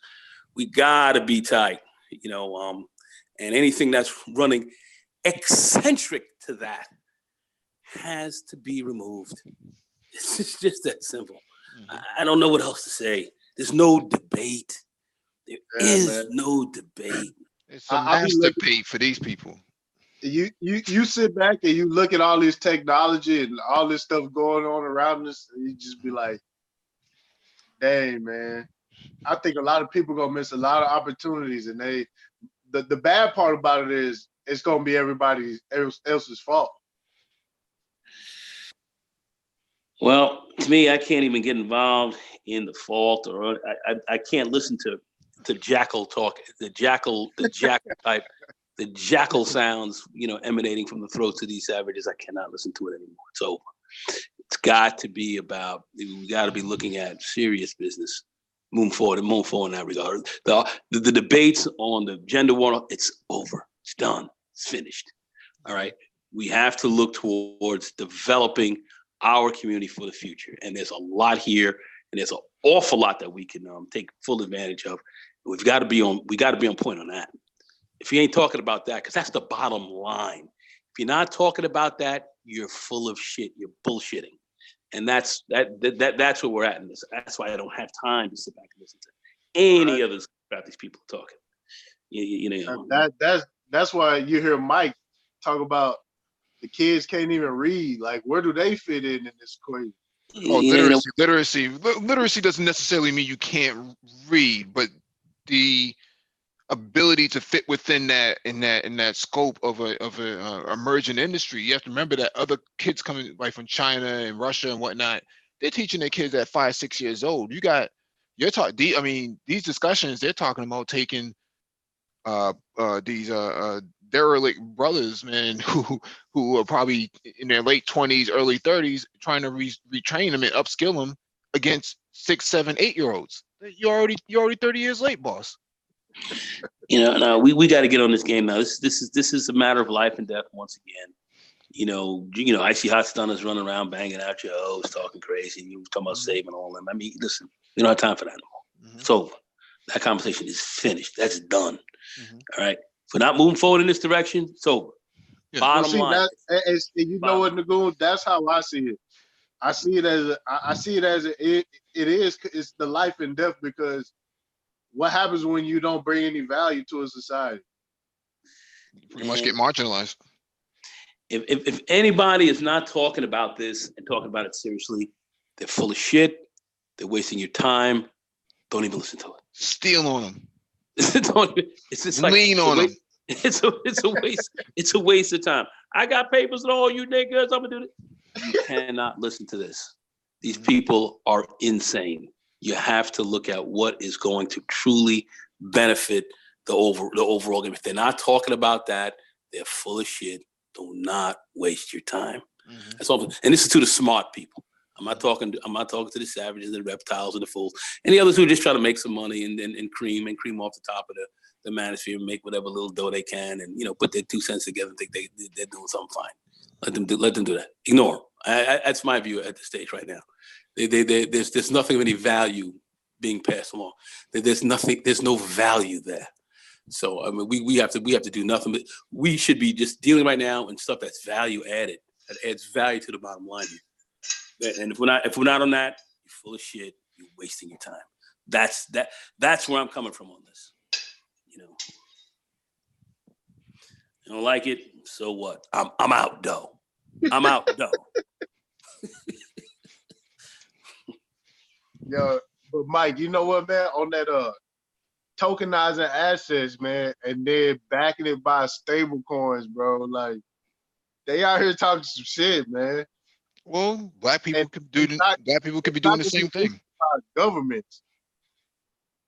These gonna be tech fins. We're moving into a technocratic society. We've been talking. I mean, Complex, myself, we've all been talking about this for over a year now, almost two or 3 years now. And a lot of these guys were saying, "That ain't gonna happen. Ain't nobody gonna take my job. Ain't nobody gonna do this. Ain't gonna happen. Y'all selling fair porn, bukkake, and all that stuff." Well, these are the same cats, man, that's going to be out there like them dudes in the early 2000s, man. When the first iPod came out, they were still rocking the Sony Discman. Bumping into people and missing up on that track. Yeah. I mean, that's exactly it. And that's literally where we are. And I don't see why we're not seeing that. So, we really are going to have to really get our collective minds right. Mm-hmm. And I know some brothers have been out here, been trying to talk some of this stuff. But I think the message, we keep drumming this message, more and more people will let out. Because I think this is the only game in town. Everything else is bullshit. That's how I'm really seeing it. Everything else is bullshit, man. I'm a bottom line guy. Come to a deal, you don't have the money, go, leave. You don't have time for it. You're not putting anything down here. You don't have the mental dough to put down. Get the fuck out of here. Well, guys like Ty City, man, are in the right position, man, to put his son. His son's of age right now where he can actually mold his brain into that. Oh, so yeah. By 18, it's not even about whether or not he's going to get a job. It's what is he developing? Yeah. Mm-hmm. Yeah, man. That early childhood hangout, man. That's when I tighten the screws on him, man. So now he's super tight now. You know what I'm saying? Mm-hmm. And he go to Kuma. We do a math this year, and then next year I'll either leave him with math, but he doing good with math already. And he already tested. He already tested in second grade. He already tested second grade. He's 3 years old. Wow. See, you got to stay on him because that's what's key. My grand, here he's got a 98 in his STEM classes, and he's trying to knock this math out. So I'm like, I got to be on him. I'm going to have to mold him. I know some people push grandma on them. No, don't push him. No, I'm sorry, man. I got to do it. Yeah, that's how I am, man. Because I told his mom, I said, he don't need any more toys. Everything that he interacts with has got to be a learning experience. We got fun. He learned to have fun by way of. But he got an iPad though, right, Ty? Nah, he got a Leapfrog, and he got the Amazon got a kid's like a kid's tablet that is it keeps them in certain parameters on like YouTube or everything stays within a kid's zone. Yeah, it's geofenced. It's basically geofenced. Yeah. A leapfrog. It's perfect. You got to keep them away from the reptiles, though. Oh yeah.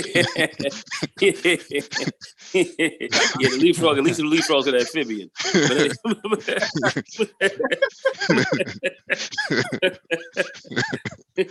Yo, we got DJ Kuda on the panel, man. What's going on, fam? Oh, what's up? What's up? Can y'all hear me? First time on DJ the Kuda, panel. what's going on? What's going on, baby? Man, what's going on, man? First time call, long time listener. Yeah. You know, everybody's in the same circles and stuff, so you know. Mm-hmm. Yeah. Yeah, Go man. ahead, talk I to us, heard man. y'all. Talk. I heard y'all talking about the cars, man. I had to come over and be like, "Oh man, what's going on?" You want to talk about the Challenger? I mean, I don't know. I like the Hellcat. The Hellcat Challengers. Those are nice. Or the That's how they demons. get you, man. The demons. The demons are nice though. I didn't think they were gonna resurrect that car because I'm waiting for them to resurrect the damn Barracuda. So Yo, if they come out with that Barracuda, fam, I may have to play with it because that Yeah. Barracuda, that was the last beast that was hell made yeah. at the very beginning of the 70s. You know, Yep. they came there, they had the 426 Hemi in that bad boy. Yeah, and then they get Okay. the 446 pack. Okay, and that bad boy was leaping off the line, and they cut that car out the very next year and just discontinued everything. And they had the Daytona that was out there with that big rear wing on it, also with that 426 blast. Oh yeah. That's why they made the Superbird. Yeah, Right exactly. beside the Superbird. Exactly, and they were rating those cars at 425 horsepower, lying like Persian rugs when they knew that those cars were running like 500, 526, 530 or so. You know, and they was running like close to 5 to the wheels. Those cars were monsters. Those cars were track cars. You could take that out and run the quarter on them. Yeah, you And can launch them. Yeah, you launch Yeah, them. no. Those cars, you know, and they had a heavy 4 on the floor, bang, bang, bang, and that car was like, rah, rah, rah. Would you take one over a 454 Chevelle? You know this. You know this. Okay, Mopar, no car. You know this. Come on, fam. I know. Come on. I know you. Mopar, no car. Come on, man. You know what's up. So of course, the Chevelle, please. I give my ex-wife that one. But anyway, moving right along. Yeah. Yeah, man. That's how that would roll. So yeah, absolutely. But you know. Mopar, no car. Yes, sir. Yeah. But Chevelle was nice. But like I said, you know, the Cudas were real. Those are real street race cars, real straight quarter miles. Yeah. So the Demon went back to that. They took the Demon that's back. why I was surprised they put out the Demon and I thought they would do the Duster. You know how the Duster and the Demon was like the same sort of. I knew when listen. I knew when they came out with the SRT line, and I jumped on the the 300 and all that, and I saw what they were doing. I was like, and then they came out with a Challenger that they had a racing Challenger out, and they had a big blower on it and everything else like that. It had the big hood on it and all that. And it was really designed for the track. I said, these guys they're gonna ultimately come out with a true street race car. A true street racer. They're gonna do it. And this was back like in 2007, 2008. And they waited a while, you know, then after the crash, everything hit, and then now things have been coming back again and people are buying the big cars again. I felt they were going to do it. Things got stupid around then too, because Pontiac had the chance to do it. Then they put out that GTO, and then it didn't have the bells and the whistles like people know. But the GTO could have been it. But the only problem with the GTO was it looked like a Sunfire.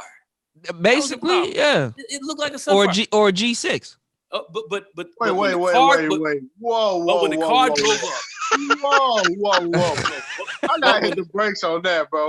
But when the car drove up, now I'm gonna tell you, I kind of liked it. I kind of liked it because I'm not letting y'all get that off, man. The GTO was like a Sunfire. It looked like a Sunfire, man.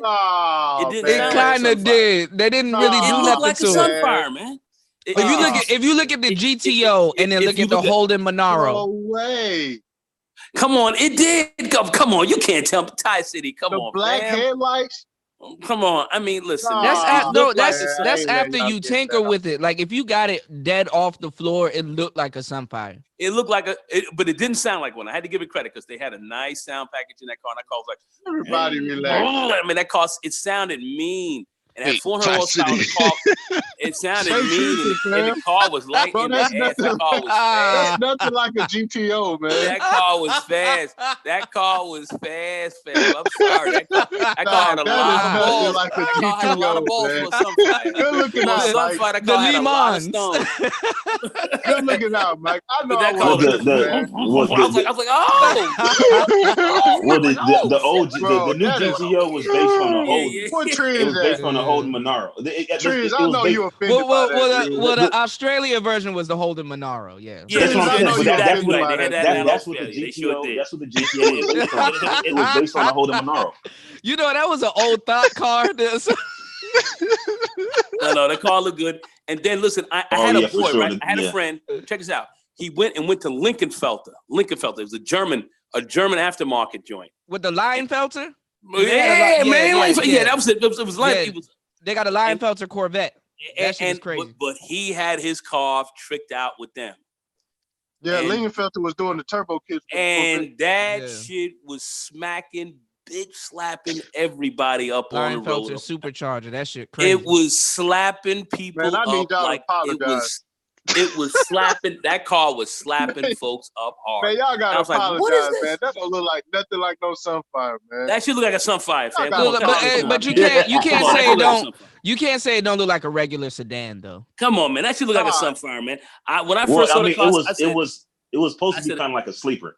that's exactly But what it was. see, they supposed could to have did something with the exhaust. Like the exhaust would just cock to the side, and it's like, Nah, yeah. that be. that was I mean, the it had the 60 functional hood got a scoop, dual so you knew it was exhaust. a little different. Yeah, I mean, it It had had the that functional hood Corvette scoop. engine. It had the big Corvette engine. Yeah, so, yeah, you know. Man, I need y'all to apologize, man. It did. No, that was wrong. But you if know you- which joint was my shit? The WS6 with the Oh, the what's it called? Trans Am. Yeah, the No, Trans Am. or the Firehawk. The Firehawk. Yeah, with the Firehawk Trans Am. honeycomb backlights and stuff. That was my shit with the I know WS6. exactly. The Grand. Yeah, the but Grand Sports. I did like. You really want the I did like Firehawk the- package. That Firehawk package was yeah, I think the that shit. WS6 was 375 horsepower, but the Firehawk package was 425 horsepower. Whoa. Yeah. Yeah, and Okay. that car was light. That car was fast. That car was fast. Did it have that hood scoop? Because that hood scoop Yeah, was no, crazy. Yeah, they had crazy the- hood scoop Right, they Firehawk. had- Oh man. Yeah. Oh, y'all bugging. They had the nerve to put the GTO on it. What was America thinking, man? Oh my god. Yeah, but that car did have a little juice when it came out. Yeah. It ran hard. That car. You know ran what car I was hard. talking to my friend about the other day? I don't know if y'all remember it, but there was this car called the Vector. That was supposed to be America's. I mentioned Vector last time we had that car talk. Yeah. What day were we talking about cars and I mentioned the Vector. Anyways, Which one did you mention? Vector, I just mentioned Vector in general. We was talking about different Oh, car y'all said it was like the manufacturers. F40. Okay. Yeah, Yeah, but what the Vector was, it had a twin turbo V8. Mm-hmm. And matter of fact, Vector was in that movie Rising Sun with Wesley Snipes. Remember that movie Rising Sun? That was the car that guy wrecked, and the car caught on fire. Yeah, they fucked up that car. Yeah. Yeah. That's a real life Mike, story. you They ain't wrecked shit, that man. I car see you before it rich, came bro. out. Mike reaching Damn. for that. That shit looked terrible, man. Hey, that I'm dude glad probably we got was out of GTO. that boxy phase, man. Yo, man. Okay, let's look. You know what? Hey, hold. Hey, That Mike. That hey, Mike, Vector what would have car been is an that? exotic What though. car is this? Oh, that That's that car kind of looked like a Trans Am with that hood. That's the Sunfire GT. No, Man, that's a Sunfire, man. I mean, the GTO was looking like a Sunfire, man. Come on, dog. That shit was looking like No. I need an apology. But look at the Tie City. look at the blue car. It looks regular. This was around the time when Pontiac had that whole marketing campaign where they said everything was wide track. It was supposed to be wide. Yeah, track because they were coming out of that recession thing, I think, at the time. Hey, man, I'm gonna say this. That little GTO was a hot car. It was a hot car. It just didn't and look. it sounded real It nice. still And that is. car Yeah. could perform. And the chassis was actually like built. It's actually a stiff It was made for racing down in It was Australia. that car was made for running, man. That Would car you was would a, you would you it was a consider two-sleeper. would you consider this chassis though a F body? Because I think the F bodies were like that, Nah, it's right? not an F No, body. no, It's no, not no, an it's F not. chassis. It's not. It's a little bit not it's a little bit different. No, What's it's what totally type different. of? Nah, it's not. It's not the Because same chassis. it's built off the Holden Monaro, which was a separate chassis. Yeah, the that- Holden Monaro. Yeah. yeah. So it's a whole different. Yeah, separate chassis. But you that see, sucker lady. but That you see sucker how lady this joint, Sunfire looked like a F I- body, like a bullet, kind of like. Man, come on, that man, Man, that come on, Sunfire was man. highly sucker laid. But let's admit, I mean, and that's how that GTO looked, because the GTO was supposed to catch Hey, you. Mike. You was Hey, you was supposed to be like in the Sunfire, looking like car, looking like a straight sucker. Right, and when then that car, burn when somebody. that car Yeah. took off at the Mike. line, you was dusted. Mhm. That's what they were trying to Hey, do with Mike. What's up? All right, that one looks good. Hey, go back to the other one. Almost looked like a Dodge Stealth. I'm kind of seeing it, you know, with some stats. that. What the hell is that? Stop it, Ty. Uh, Stop it. Ty, don't do it. Ty, do not do it. I'm thinking we watching Motor Week right now. Yeah. Over there. Yeah, what Wow. took you so Mike. long? Yeah, what took you so long to get on the panel, man? Who, me? Yeah, all these weeks and months we've been doing these shows, man. You ain't come through. Oh man, I mean, I didn't know Once you you guys were put that talking about challenge- cars. Yeah. Hey, Man, Mike. that's Now, really Mike. nice. Mike, what were you talking about as far as the title? You said something about the wrong 4Runner. Oh man, I missed the article. Let me pull that up. I'm glad we got out of that boxy phase, man. The They said they '90s was did this thing, crazy. yeah, because. Oh, you know what? July. I like. They took the article down. They took the article down, Tris. That's why I didn't do it. I like the box what was it BMWs, about though. though? Do you remember anything about it? What were they Oh saying? man, that the 4Runner is not a great truck, and you know. Them 4Runners are coming back in style though. With the Well, chrome bumpers, the older ones. Yeah, those older ones. Yeah. Them joints coming back in styles. Yeah, Well, and here's the thing about the newer ones. the Wagoneers and stuff. All them wagons back in the day, them basically SUVs. The newer ones, I got a newer one. So the issue with the newer one is basically they're talking about like it's essentially a 10-year-old model. But what makes it so good is that because it's a model that's been out for so long, they don't have to sell a whole lot of volume to actually turn over a profit because they're not really introducing anything new. Like I guess for this year they're introducing CarPlay and Android, whatever they call the Android variant. But other than that, like the car is essentially the same thing that it's been for like 10 years with some minor aesthetic changes on the outside. And so with that being said, mechanically, all the kinks have been worked out of that vehicle. So that the vehicle itself, you don't have any issues, very low maintenance and very high resale value. That's the reason why. Only reason why I bought a new one is because the used ones were so expensive. The used ones were still like $37,000 for a 4-year-old model. You should have got an FJ Cruiser. So the FJ Cruisers were we talking about the Toyota FJ Cruiser was expensive too. Those was like for like a model that had like 100-some thousand miles. They still wanted $27,000 for those. But the for FJ Cruisers, the FJ not dialed in like the Runner, bro. Thought they were built off the same chassis. No, I don't think they're the same. They're not the same chassis. No, they built off a similar chassis, but it's been modified for the FJ Cruiser. That was the reason why it was. The 4Runner's dialed in, bro. I wanted to see what that article had to say because even the earlier ones with the inline the 22R engine, like that thing was unstoppable, man. They run them things still all over the Middle East. But see, that's the thing about the 4Runner is that for American marketplace, it has extremely poor gas mileage, especially for a V6. The 22R was a 4-cylinder. No, but I'm saying the current model is a 4-liter V6, very poor gas mileage. That's one of the biggest gripes. And then the infotainment screen, it has like probably the worst infotainment screen. Like I think they've kind of tried to remedy it a little bit for the 2020 model year, but it's still very small. Like they should have an 8-inch screen standard, and then for the 4Runner Limited and TRD Pro should have a 9-inch screen. All right, let me read this article because it's back up now. This one is from Jalopnik. I bought a Toyota 4Runner recently. I haven't written about it yet because it's hardly the most exciting thing in the world, but so far I like it a lot. It's a 2002, a limited. It has some really great equipment and drives like a nearly new car at 200,000 miles. This is what happens when you get burned out on old BMWs. Thing is, I fucked up. I bought the wrong 4Runner. So did you. We all did. We all bought the wrong 4Runner. The 4Runner I should have bought is this stellar 1988 4Runner currently for sale on a Bring a Trailer. I'm sure it will go for some obscene amount of money because that is how that site works. But I still believe buying this may be the finest decision a person can make. The 4Runner is being sold out of Marion, Mass. The listing says this 4x4 example was refurbished by its previous owner, including with a new light blue paint coat and a number of new parts for its 3-liter V6 engine. It comes with a hard top, two soft tops, and then all recent service records. The seller notes scratches, chips, and overspray, as well as mismatched body panels. The site says, "Who cares? It's a 4Runner, not some garage queen Porsche. You have to deal with the 4-speed automatic, which isn't great, but if I can live with that every day, so can you." The truck, and this is a truck, the way they used to make them, is listed at 194,000 miles and clearly has tons of life left.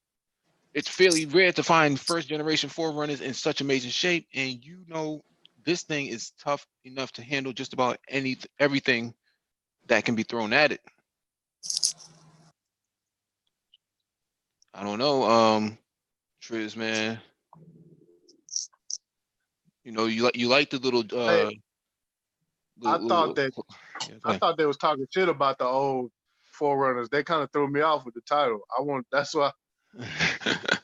I do like it, though. I can't knock it, man. It does look really good. So the Well, I mean the Toyota 4Runners and the Land Cruisers, those are highly sought after vehicles. The older models, 4Runners and Land Cruisers. Mm-hmm. They still, I mean, even but like I said, like the new model 4Runners, they 4Runners and Land Cruisers really retain their values. You look at even a Toyota Tacoma too. Toyota Tacoma is another one.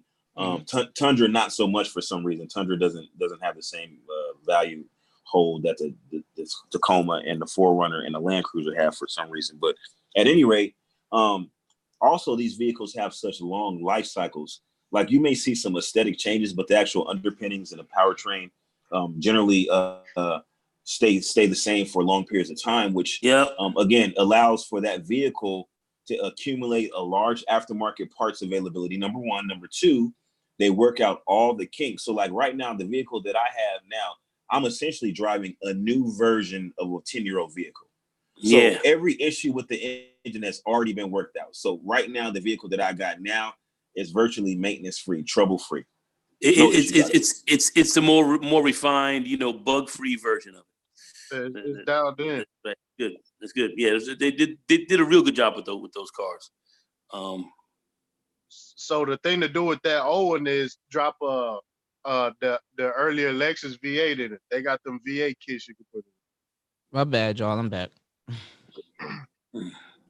And The 2J. not the 1U. The 1UZ is the V8. Oh, okay. Yeah, Oh, that's the one they that's put what in they the put in SC. those. Yeah, they put them just I think in the SC 400s. I think. Yeah. 4-liter joint. Yeah, the SC 400, yeah, that's the same V8, but they put it in the SC 400.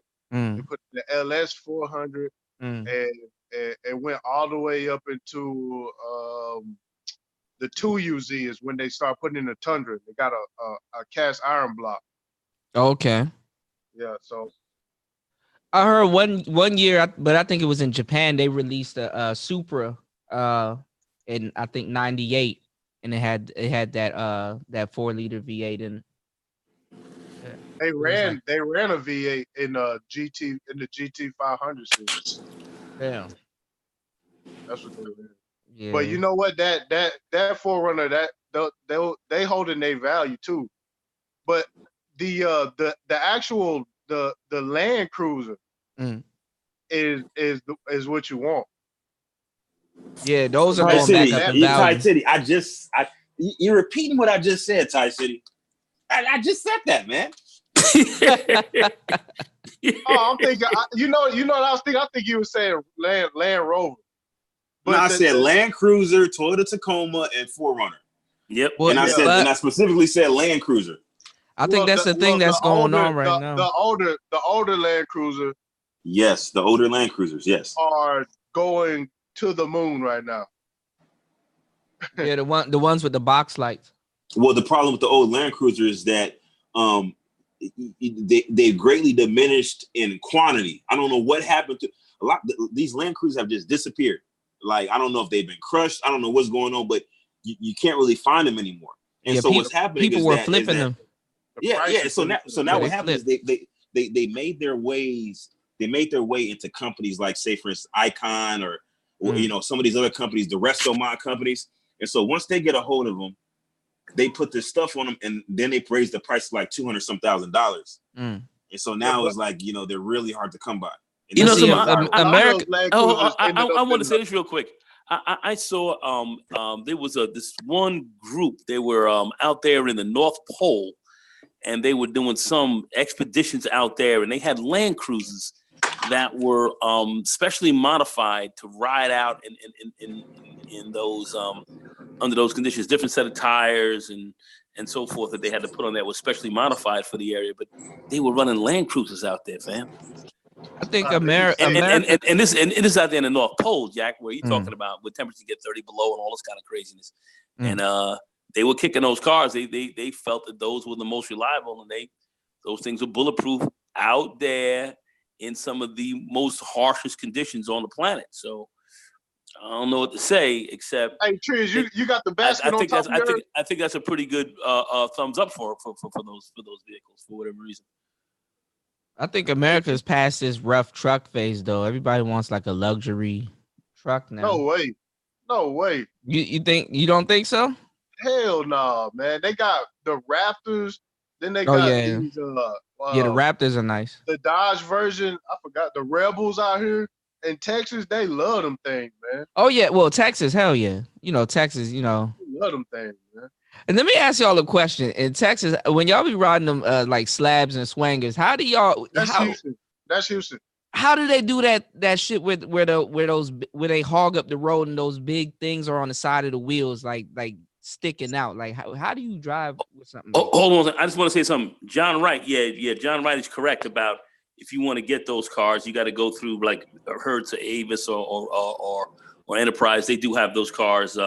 Because big part of what those rental car companies do is sell cars. That's what they do, and they have a lot. And they have a lot of those cars actually in around in stock. But he's right about that. Yeah, good, great point, John. Right, good, great point. Yeah, I'm trying to figure out how y'all be riding elbows and stuff in Texas, man. That shit. Well, I'm gonna tell you where that came from. That came from Eldorados, Tornados, right? These was big VA cars from the late 60s, early 70s. Yeah, like Mark. And what happened is the way that the spokes had to be on those spoke wheels were to offset the wheel from the front wheel drive configuration. Somehow, some way, it became the trend to put those things on every car. Damn. And that's a Houston thing, though. They had a company, other cars and stuff like that with that shit on it. They had a company back in the day in Houston that made the wheels. I don't think it's called Texas Wire Wheels. The Texas Wire Wheel Company. They had the company that made them, but the wheels were so expensive back then, right? And so there weren't any. They didn't really have the knockoffs. People was getting killed for those wheels. Getting killed for the wheel. That's the reason why, like, now it's almost like the same concept as Jordans. Like, even though they're what they call retro Jordans. They're not the original Jordans. They're just like kind of like a reintroduction of the Jordans. Hey, It's like Triz, people have access to them. It's like they want them because they have access to them. Even hey, though Triz, they're like you dropping look at the bodies for the Jordans, wheels, Jordans are man. not comfortable. Those old Jordans are not very comfortable. Yeah. They're dated styling, but people want them because at the time they could never get their hands on them back then. Mm. So it's I now heard, like, I okay, heard now people I were can killing actually for get them. wood Let me get them. wheels too. Oh, so you're saying Y'all still they do wood killing for wheels? wheels? Oh, they was dying over those wheels. Y'all still do wood wheels? Dude, relax, bro. Hey, it's nothing better than a Nardi steering wheel, bro. that wood Nardi steering wheel. From No more Jaguars no to momos, Porsches to no momos, man. nah. Yeah. Yeah, I'm still stuck on some Big Mo type shit. Nah, Some man. syrup sipping type shit. Nah, that's all Houston, man. Mhm. Austin ain't like that. San Antonio ain't like that. Dallas ain't like that. That Houston, that's their thing down there. Mm. Yeah. Killing for wheels. Unbelievable. Yeah, Nah, it's not unbelievable, Nagoon. It's been going down since the early 90s, man. and yeah, late 80s, early 90s, yep. It's crazy. Nagoon, no, he just playing crazy. Nah, man, that's whack, bro. I'm sorry, man. That's That shit wagging shit. that's crazy, man. Crazy. You got your wheels and somebody smoking you for your wheels. That's ridiculous. I think they just took the whip. Now they don't even take the whole car. But I mean, hey, that's how they was giving it up, man. Hey, Trees. Yeah. Hey, you got the basket on top of your 4Runner? What do you mean basket? Like the racks? Yeah. Yeah. I mean, they all come with the racks on top of it. You got the steps on the back too? I got the 4Runner Limited. I'm not. I don't know. I don't know about this. I'm a screen. I know. I see one every now and then. I see them tricked out. They have the metal basket on top. Then they have the steps on the back, and with the snorkel and all that shit. Hold on. Matter of fact, let me screen share real quick.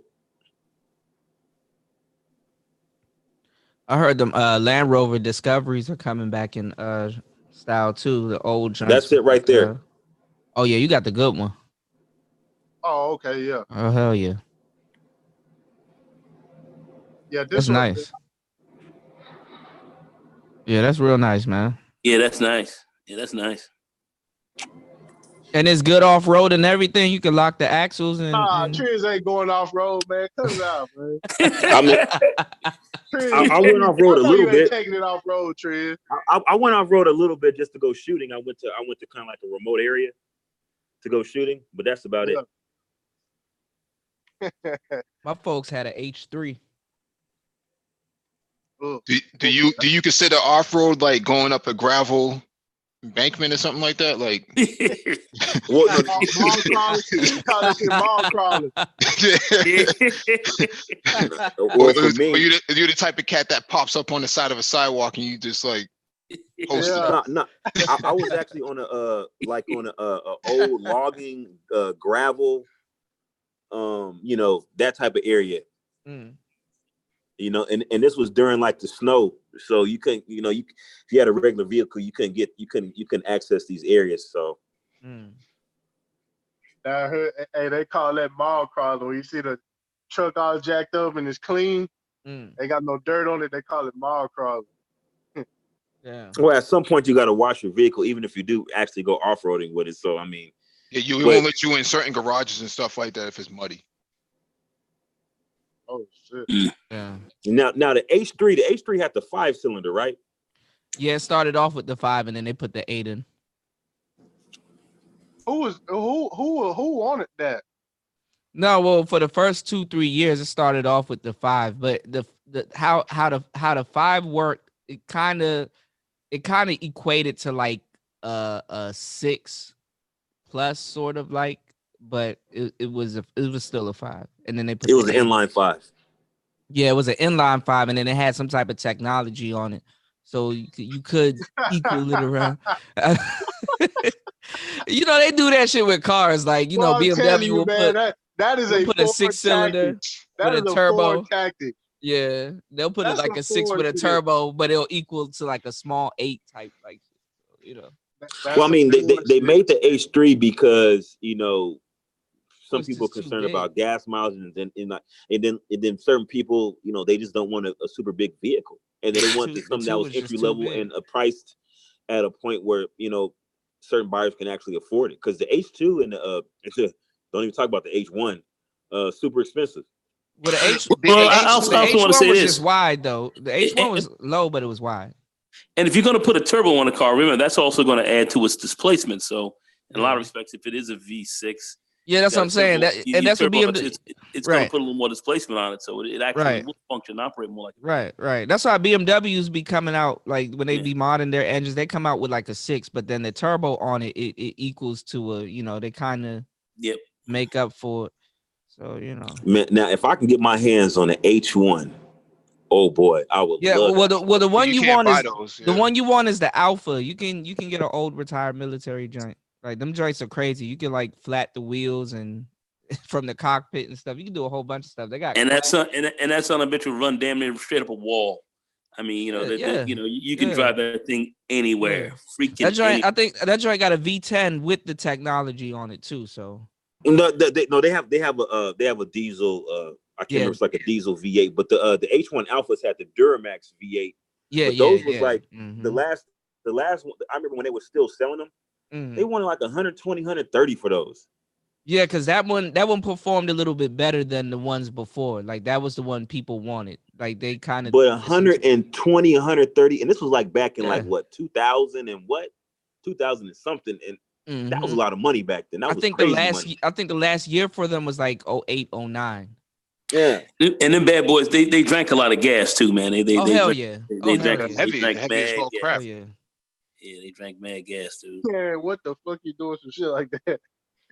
Well, See what That is you every make it time. like a monster truck and you roll over Datsuns. Nah. Well, the thing about the H2 is that they had really good tax incentives on it, man. If you bought one as a small business, man, you got a tax write off for those, man. Really big. I think it was something like 80% or something like that. So that's why you see so many of them with commercial plates on them. Yeah, I used to see a lot of those H2s. Like all the motorcycle shop owners had H2s with the vinyl whatever advertisement on the side of their vinyl wraps on those H2s. It's like their marketing tool. Yep, I remember LeBron James. Well, yeah, because they're big, they stand out. So Yeah. No, those things, and they're kind of bulletproof. Those are real military vehicles. Yeah. But that's what I'm saying. Well, the America, H1s, not the H2s. It's not the H2s. But, I don't think those were rolling around in Iraq back during that campaign. So, but I'm not talking about the H2s. No, I'm not talking about the H2s. I'm not some of the the original H1s. The H2s are more or less for commercial. Excuse me. H2s are Tahoes. H2s are Tahoes with basically, bodies. Basically, yeah. it's But more that's like what I'm saying. Magnum. But America has gone through its dirty truck phase. Like I think now people are looking at like the Euros and the Cullinans and the Bentegas and man, those are out of reach of most 90% of Americans will never get not even close to one of those. That Jag truck looked good though. That Jag truck looked like a really good car. Actually, the F-Pace was actually affordable. I was looking at that when I was buying the 4Runner because the I could have got a Jaguar truck for cheaper than I paid for my 4Runner, but I was concerned about the actual the reliability of the Jaguar. Like I don't want to. They look nice, man. Hey, Triz, you remember the Lambo truck? The 4Runner would last you longer though. You said what? What did you say, Nicole? You remember the Lambo truck? Oh, the LM002. Yeah, the old joint. Oh that looked like a Hummer, sort of. They called that Lambo. Yeah. They said that shit was crazy. They had a V12 in it. Yeah. I knew a lot. I knew some Saudi dude up around here who had one. I've never seen one of those in real life. He still might have it. But they had that a shit is crazy. Yeah, they said that shit was insane. They were running them bad boys out in the desert like they said them bad boys. Oh, that has to be fun. That was giddy up time. Giddy up. Said that bad boy was taking out there. V12 and one of them. Oh, that shit is butter like. Yeah. Giddy up. So I haven't seen them. They don't make those trucks anymore, right? Oh, No, they they stopped only making make those. like Yeah, they been one stopped. cycle. Yeah, they They only been like one stopped that. cycle. Yeah. And I don't think there was a from what market I for it. hear, There was a from what I market hear, for they'll it. I never think. go back to making those again. Like I guess there was talks about trying to reintroduce it, and then they're just saying it's not a market for it. And matter of fact, I believe I don't believe that can't be not a market for that. I can't believe that. I just can't. Well, you know, for their particular business plan, because they're trying to move volumes now, since they've seen what they can do with the Euros, Yeah. they want to move volumes now. They don't want to go back to those little specialty niche vehicles, not like that no more. In order to turn profit, they have to move volume. Yeah, they got to move on for sure. Yeah. And so now, that's what I'm saying about the truck phase. Like they bringing the Bronco back. I just seen the Blazer. Yeah. I just seen a Blazer. The new Blazer. What you call it? Y'all were talking about Hyundai, I think earlier. Hyundai got a crazy ass truck that looked like a F-150. Oh, they're bringing the Bronco back? Yeah, the Broncos coming back. Yeah, the Broncos coming back. I wonder if they're gonna come out with an OJ edition. That would be butter late. No, come on. That will be fucking funny. The Orenthal edition. The OJ edition. And it comes in white. The OJ edition was the Eddie Bauer edition. It gotta be Bauer. it gotta be white with some orange guts. White with a car phone. No, it gotta be white. Listen, it gotta be white and with blood in the red trunk. polka dots on it. Red polka dots. And it gotta come with black gloves. and a pair of Bruno Maglias to match. I used to have some Bruno Magli shoes. Yeah, man, I like those, man. Oh my god. Yeah, but I can't believe they come out with the Bronco again. All right, that's all right. My favorite Lambo is the Miura. Oh, Miura, yeah. I love the Miura. That's a beautiful like the car. Well, they tried to reintroduce it with the what's that Lamborghini that all right, bye. What's that Lamborghini that they came out with? The Asteron. The Asteron? Asteron. Oh, I gotta look that up. It's like supposed to be like a successor to the Miura. It's like a GT kind of. It looks. Oh, I gotta look just that like up. the Miura. Oh, I gotta look that up. Yeah, because it was a Asteron. concept car that they came out with too. That kind of That the Centenario looks crazy. That back bumper. No, I remember when the Reventon came out. Yeah, the Reventon. You know, I used to live by the Lamborghini dealership. There was a Lamborghini dealership in North Houston. Okay. And they had an actual Reventon there. They got the Aventador from the Reventon, or the Hurricane? What car got birthed from? No, the Reventon came first. The Reventon was just like a little special limited edition model. Right. Oh yeah, hey, I think that car went from Houston to Miami. Some guy in Miami bought that car. Oh, maybe so. So, but wait, but they made the Hurricane from the Reventon, right? The Hurricane was like no, the Hurricane came from the was it Centario? What? No, the Centenario came after. The Rivington was by itself. It don't look like nothing new. Yeah. I thought they got the front of the Hurricane. I thought the Reventon came from the Aventador. The Aventador. No, the Reventon came first.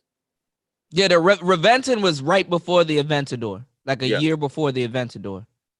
Yeah, but it doesn't mean that it doesn't share the same chassis though. That's right. That's what I'm saying. I thought they spun the Hurricane from the Reventon. The Hurricane. The Hurricane came from. The Hurricane came from the Sesto Elemento. That's what it came from. Okay. The Sesto Elemento was the matter of fact, I think they made a couple Sesto Elementos for some of these Saudi guys. Because it was supposed to be a concept car. And it was such a high demand, they actually because the Sesto Elemento was, I think they might have made it with a V12 too. Oh no, Trez, I'm thinking about the Veneno. It was a Veneno that went from Houston to Miami. Oh.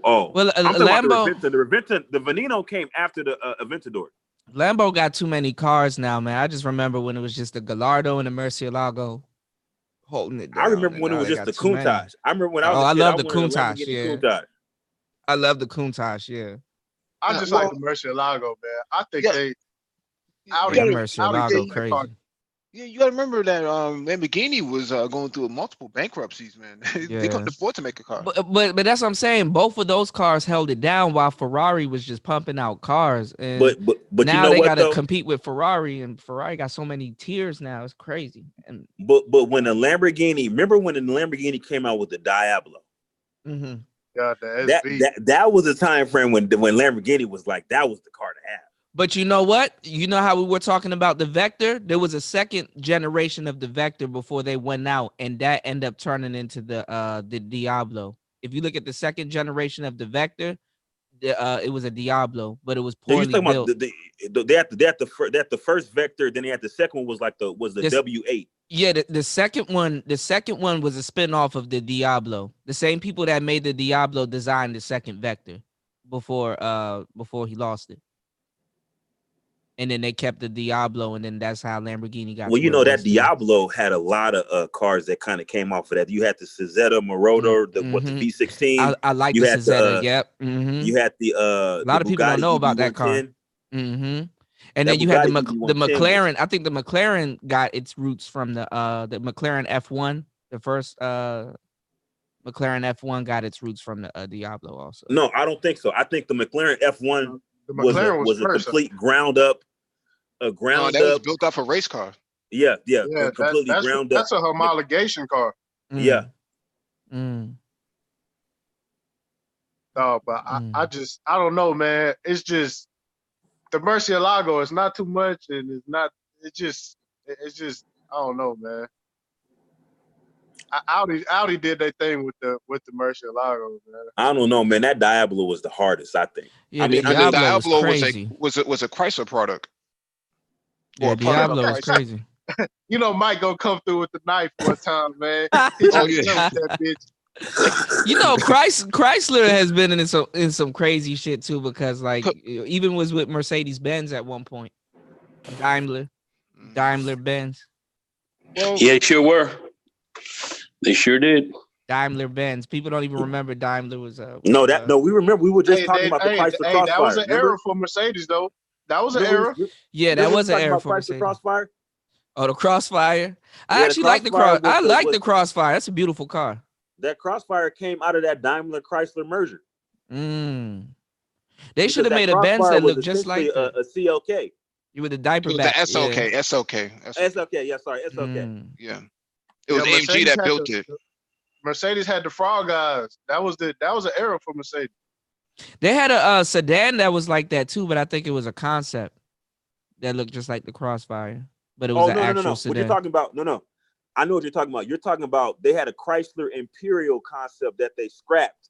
Yeah, because this was the time when they came out with the 300 and they saw the success of the 300. Yeah, you're right. Yes. And it was a big sedan. Chrysler Imperial. I heard them new Lincolns though, because I wish big cars came back, but I heard them new Lincolns though, they competing with the Rollses, because you know how the Rollses they waft. They said the new Lincolns they up there with the Rolls. Oh, it's like a special model of the Lincoln. I don't know what the top model is, but they're gonna have suicide doors. Oh, that's so a special order. That's a special order. Oh, okay. Yeah. What? Probably a Continental. I'm there you go, Continental. That's it. Yeah, probably the Continental. They bringing the Continental back with the suicide doors? Probably. Yeah. They're see, Lincoln is trying to they're out of the big car phase, so they're trying to keep up with at least Bentley. Yeah. So that's that Chrysler ME 412. Yeah. That's the 12-cylinder quad turbo too. And you can tell too because the lines on the hood. That was one of their. Wait. That was when they had the Art Deco styling. Ludacris owned that car. He probably bought it straight from the dealer. Not the dealer, the movie set. Yeah, because when they were around Fast and the Furious, they be seeing cars that. No, I mean they every car manufacturer has their own facility where they keep the prototypes and stuff like that they're gonna auction off or they're gonna crush. So yeah, Ludacris bought that car. Yeah. That was a hell of an investment, bro. That almost looked like a Zonda. Oh, you know what though? Speaking of the car that looked like that, a car came out around that time too. Or actually, it was before this. Yeah, I remember the Ford GT90. Remember the Ford GT90? It had the Ford. Type in Ford GT90, Mike. It had the cut doors on the top still. It's a quad turbo 12-cylinder car. That's it right there. Oh, I remember this car. Yeah, that was like the Ford Pro. Mazda had one too that looked like that called the Dome O. Hey, but you know what? It's some people. They actually sold some of these. Yeah. Wow. from the factory. So there's a What? couple people that actually have these. Oh, okay. I see where they got the GT4, the new GT40 concept too. Look at the buttress in the middle of the car. Okay. Mhm. Mm. Y'all were talking Yo, about Porsches earlier, yo, man. you Y'all just better look brought up up, bro. that. Y'all better look up that Ludacris own Yellowbird. that ME14, man. That Porsche Yellowbird. Yo, What'd you that say, is Todd City? nuts. Ludacris own that car. I forgot. Yo, that car gonna be worth tons of money. Don't Jay-Z got a that Maybach, that Accelero? Have y'all seen the No, they Accelero? redid it for the video. Oh, okay. I heard he owns one though, a real one. Nah, they only made one. Okay. Those cars are one-offs. Okay. Yeah. Nah, Ludacris own that motherfucker, bro. That's hard, bro. Yeah, he's That not is, gonna that drive it. is That's hard. more of an investment. He Dog, that is hard, bro. That car probably on tour going to all kinds of auto shows, man. Nah, bro, that go to Concord. That go to the Concord. That's probably at the Damn, look at it Concord right right. there. Look at it right beside the 458. Dang, man, Ludacris own that car. Dog, man, that's hard, bro. Hold on, that joint is green. I think it's like a Nardo sort of gray. Mm. Dog, that's tough, bro. Yeah, it's Hey, tight. Mike, hey, That Mike. car's nice. Hey, Mike, if you got company over, bro, you gotta take it to the garage, bro. And just be like, feast your eyes on this. You know what I'm saying? Yeah. I was always mad that Chrysler never really came out with. I don't even think Chrysler owned that car. But this was before the Bugatti too, man. Yeah, the Bugatti kind of came out of nowhere. The Veyron. Bro, Well, don't that's forget tough, that bro. Volkswagen Global actually owns the You know what Bugatti car? brand, right? You So know what car they were trying to hype up, and it was supposed to be as big as this car, the Cadillac Cian. Y'all remember that car? Oh yeah, the Cadillac Cian that had the V12 in it too. Mm-hmm. Then they made the XLR that had the Corvette engine also, Mhm. but that car flopped. This right here is stupid, man. 4 turbos on a Yeah. V12. Shit. This is not the first car to do that because the Bugatti EB 110 Yeah. SS had a quad turbo 12-cylinder. So did the Jag too. With the XJ220. No, Yeah. the XJ20 was V6. No, the other one, the XJ12. That messed me No, up when I XJ12, found out that was a XJ12, yeah. V6. That new Ford GT is crazy too, man. Have you seen the raise factor on the shocks on the GT? That shit just jump up. You know how Yeah. like the car like gradually used to raise? That shit jumps up. Yeah. In like a split second too. Well, that because it's a race car too, so that's the. Click on that Mhm. interior, Mike. Let's see the interior of that. That's not bad for the that's time. nice. Think about when it came out. Yeah, that's nice. Yeah. Yeah, with that Jensen Yeah. cassette deck. Oh, see. You know, Ludacris knocking out the West Coast Custom. They got Oh, yeah. 212s now. No, it probably went straight to Crutchfield and See? ordered one up. And It a lot got of a block people punk in it. A lot of people think Tesla was the first one with that middle bar too. Nah, that shit tough, man. Ludacris own one, man. Hey. Oh, I'm pretty sure Ludacris owns some sick shit. I want a tour of Jerry Seinfeld's garage. That shit has to be He crazy. sold a lot of his cars. So Yeah. I've heard. Yeah, so I've heard. Yeah, nah, the only cat that's really popping right now is Jay Leno. Yeah. I don't know. Some of Jay them Leno Saudi collection, cats bro. though He too. got a lot of whack shit, bro. Who? I'm gonna just go ahead and say it, bro. Jay Leno got a lot of whack shit too, He man. do. He got a lot of funny cars. No, but Jay Leno was an old man, so you got to think about his taste. Like Yeah. think about the kind of cars your dad would get. Jay Leno be buying my cars dad you would gotta never buy a drive a helmet car with, that- like shit. He got to crank it up from the front with a ratchet. You know, but Ty Should have gave it to the manosphere. Ty City. I need a helmet and a 427 Cobra, man. Ty City, you got to think about like kind of nostalgia stuff. Like a lot of stuff my dad like is not because it looks good, it's because it just reminds him of an era. Yeah, the cars have history. Yeah. All right, So you all talk right. I got to get up Jay- off of here, man. I got to get up off here. All right, bro. All right, man. All right.